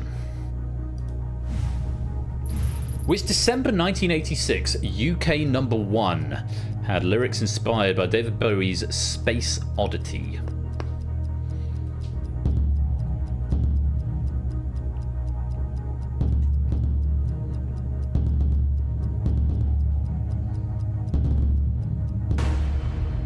Time. Whew. Only coming in with 0.18 seconds left on the clock. I think that's what you call coming in clutch, especially if it's right. Correct answer. It's the final countdown by Europe. The lyrics are based on the story of the last days on Earth, with singer Joey Tempest citing Space Oddity as a direct lyrical inspiration. Thank you, theme, says Effrontery. So just lean into the theme. It might help you. Now, if you gave me the final countdown, or we did accept just final countdown, you're going to go blue. If not, I'm afraid your chair is going to go red. Oh, a few fallen soldiers here. Brig, Matt, Maxio, Stimpson's Angle, Lupine, Woollyback, Silver Electron, and Petri. Wrong answers include No, Final Space, Last Christmas, Ashes to Ashes, Major Tom, Final, and Final. What are those incorrect? I'm afraid. A couple of abstentions as well, I believe. Well done if you got that right, and you get to rejoin the game, but unfortunately Brig, Matt, Maxio, Stimpson, Lupine, Woollyback, Silver Electron, and Petri the dog. I hate to do it, but it is a wrong answer at the wrong time, and I'm afraid you've been purged. Great point, up to the highest it can be for this pack, 90%, 13 players still left in live play. And we come to our next question. I believe there are now 5 options. Let's take a look at them. Why? Where? When? Who? What? What was the last line spoken in the final episode of Friends?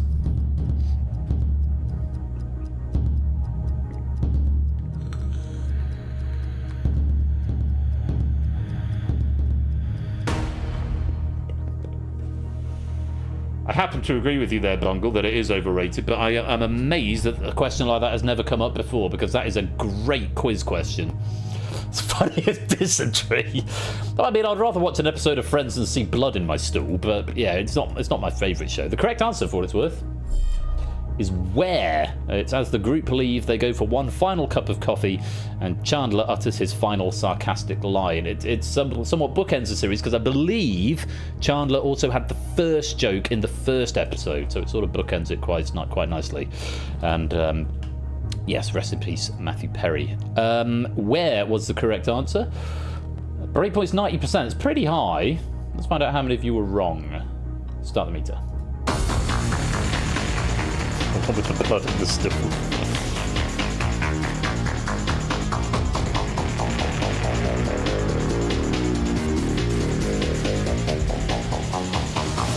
More than half of you were wrong. But not enough to trigger it. A very pleasant 69% of you were wrong there. Just 4 players getting the right answer. 1 going for why, 3 for who, 5 for what. We survive. We move on. Breakpoint drops to 80%. 13 players still left in. 5 options. Here they are. Rooster. Monkey. Pig. Goat. Or dog. Which animal traditionally comes 12th and last in the Chinese zodiac? Do you remember how they set it up? How they decided?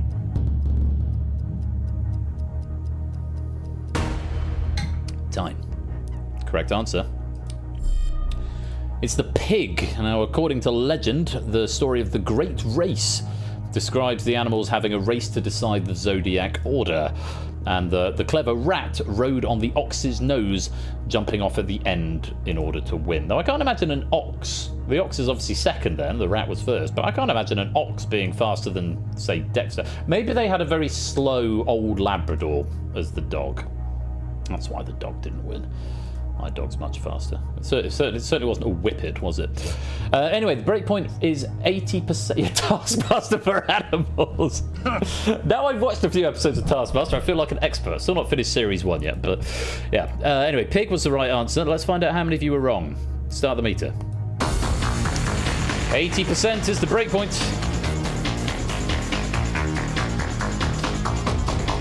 How high is it going to climb? They did not read all the information on the task.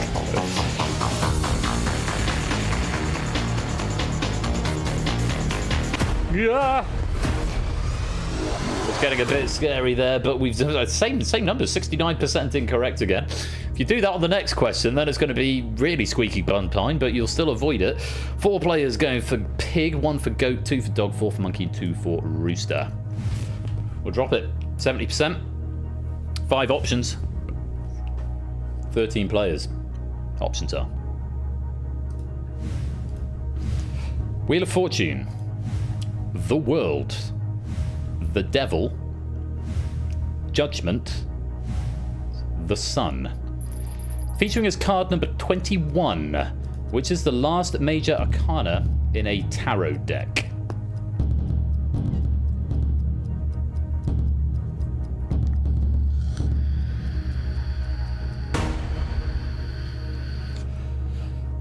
Time. And the correct answer is The World. What's a fortune teller's favourite vegetable? Taro root. Very nice.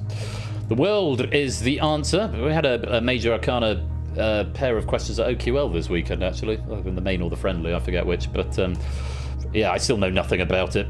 How many were wrong? Breakpoint is 70%. Start the meter.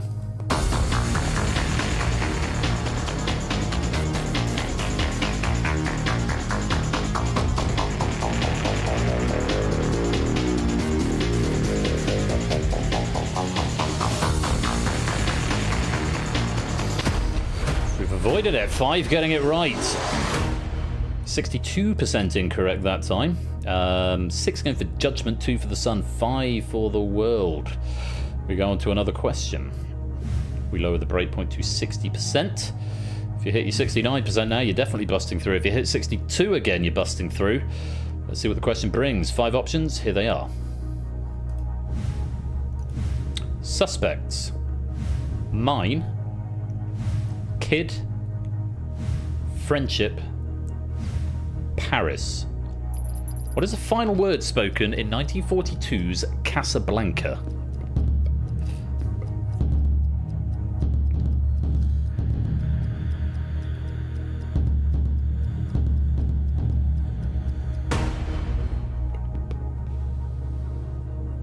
Time. Correct answer. It's friendship. You might recognize those famous last words from other movies.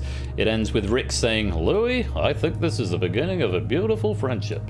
The other quotes that might have confused you there, "Here's looking at you, kid," which is from Brief Encounter, I think.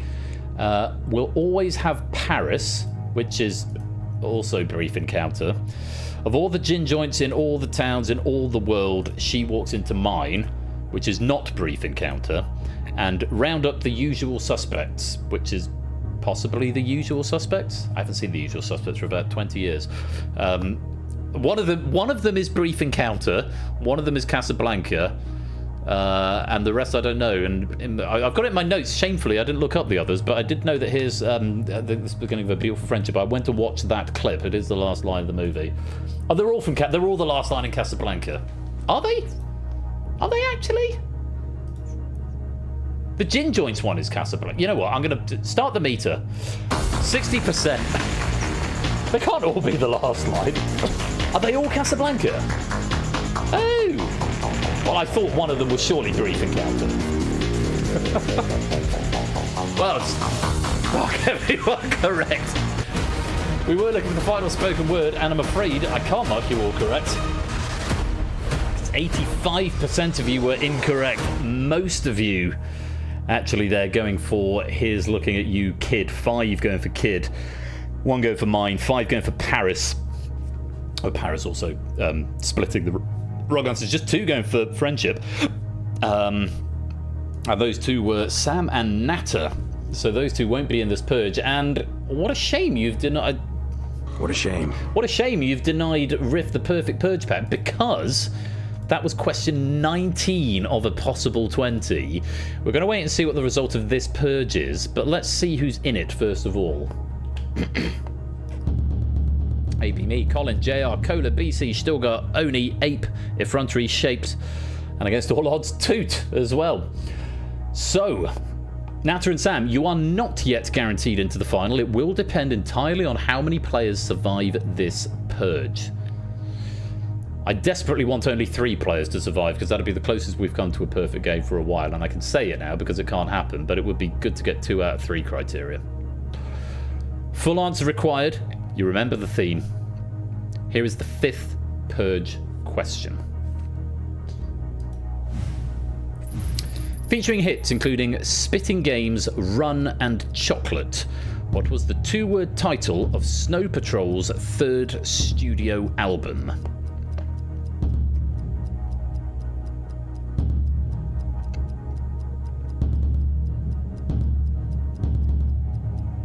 Time. The correct answer was Final Straw. Chocolate includes the title of the album. This is the straw, final straw in the roof of my mouth as I lie to you. Just because I'm sorry doesn't mean I didn't enjoy it at the time. And let's see who was right and who was wrong. A lot of wrong answers. Just the 2 correct answers from Oni and Shapes.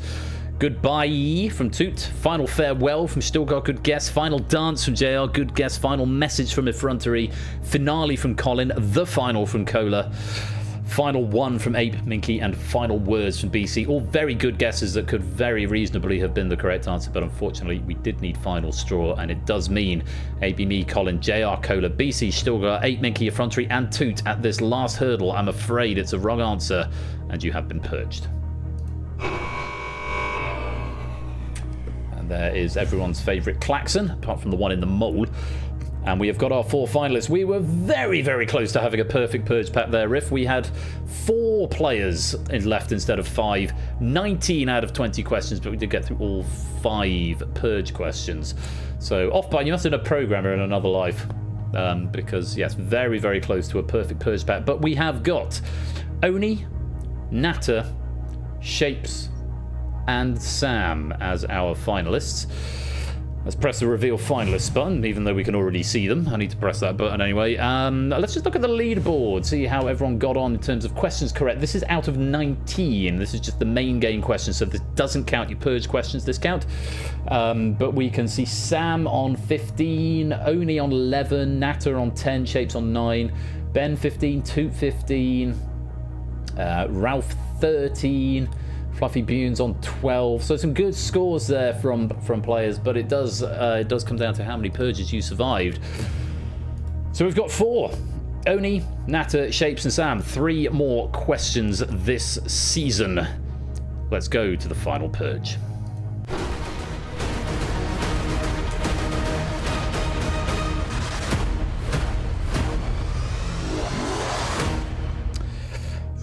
Okay, Sam is coming in with the advantage because he got 15 correct answers. Oni got 11, Natter got 10, and Shapes got 9, despite being 0 on the tiebreaker. So Shapes, you are the closest tiebreaker, but unfortunately the fewest number of correct answers out of the remaining 4, 9 out of 19.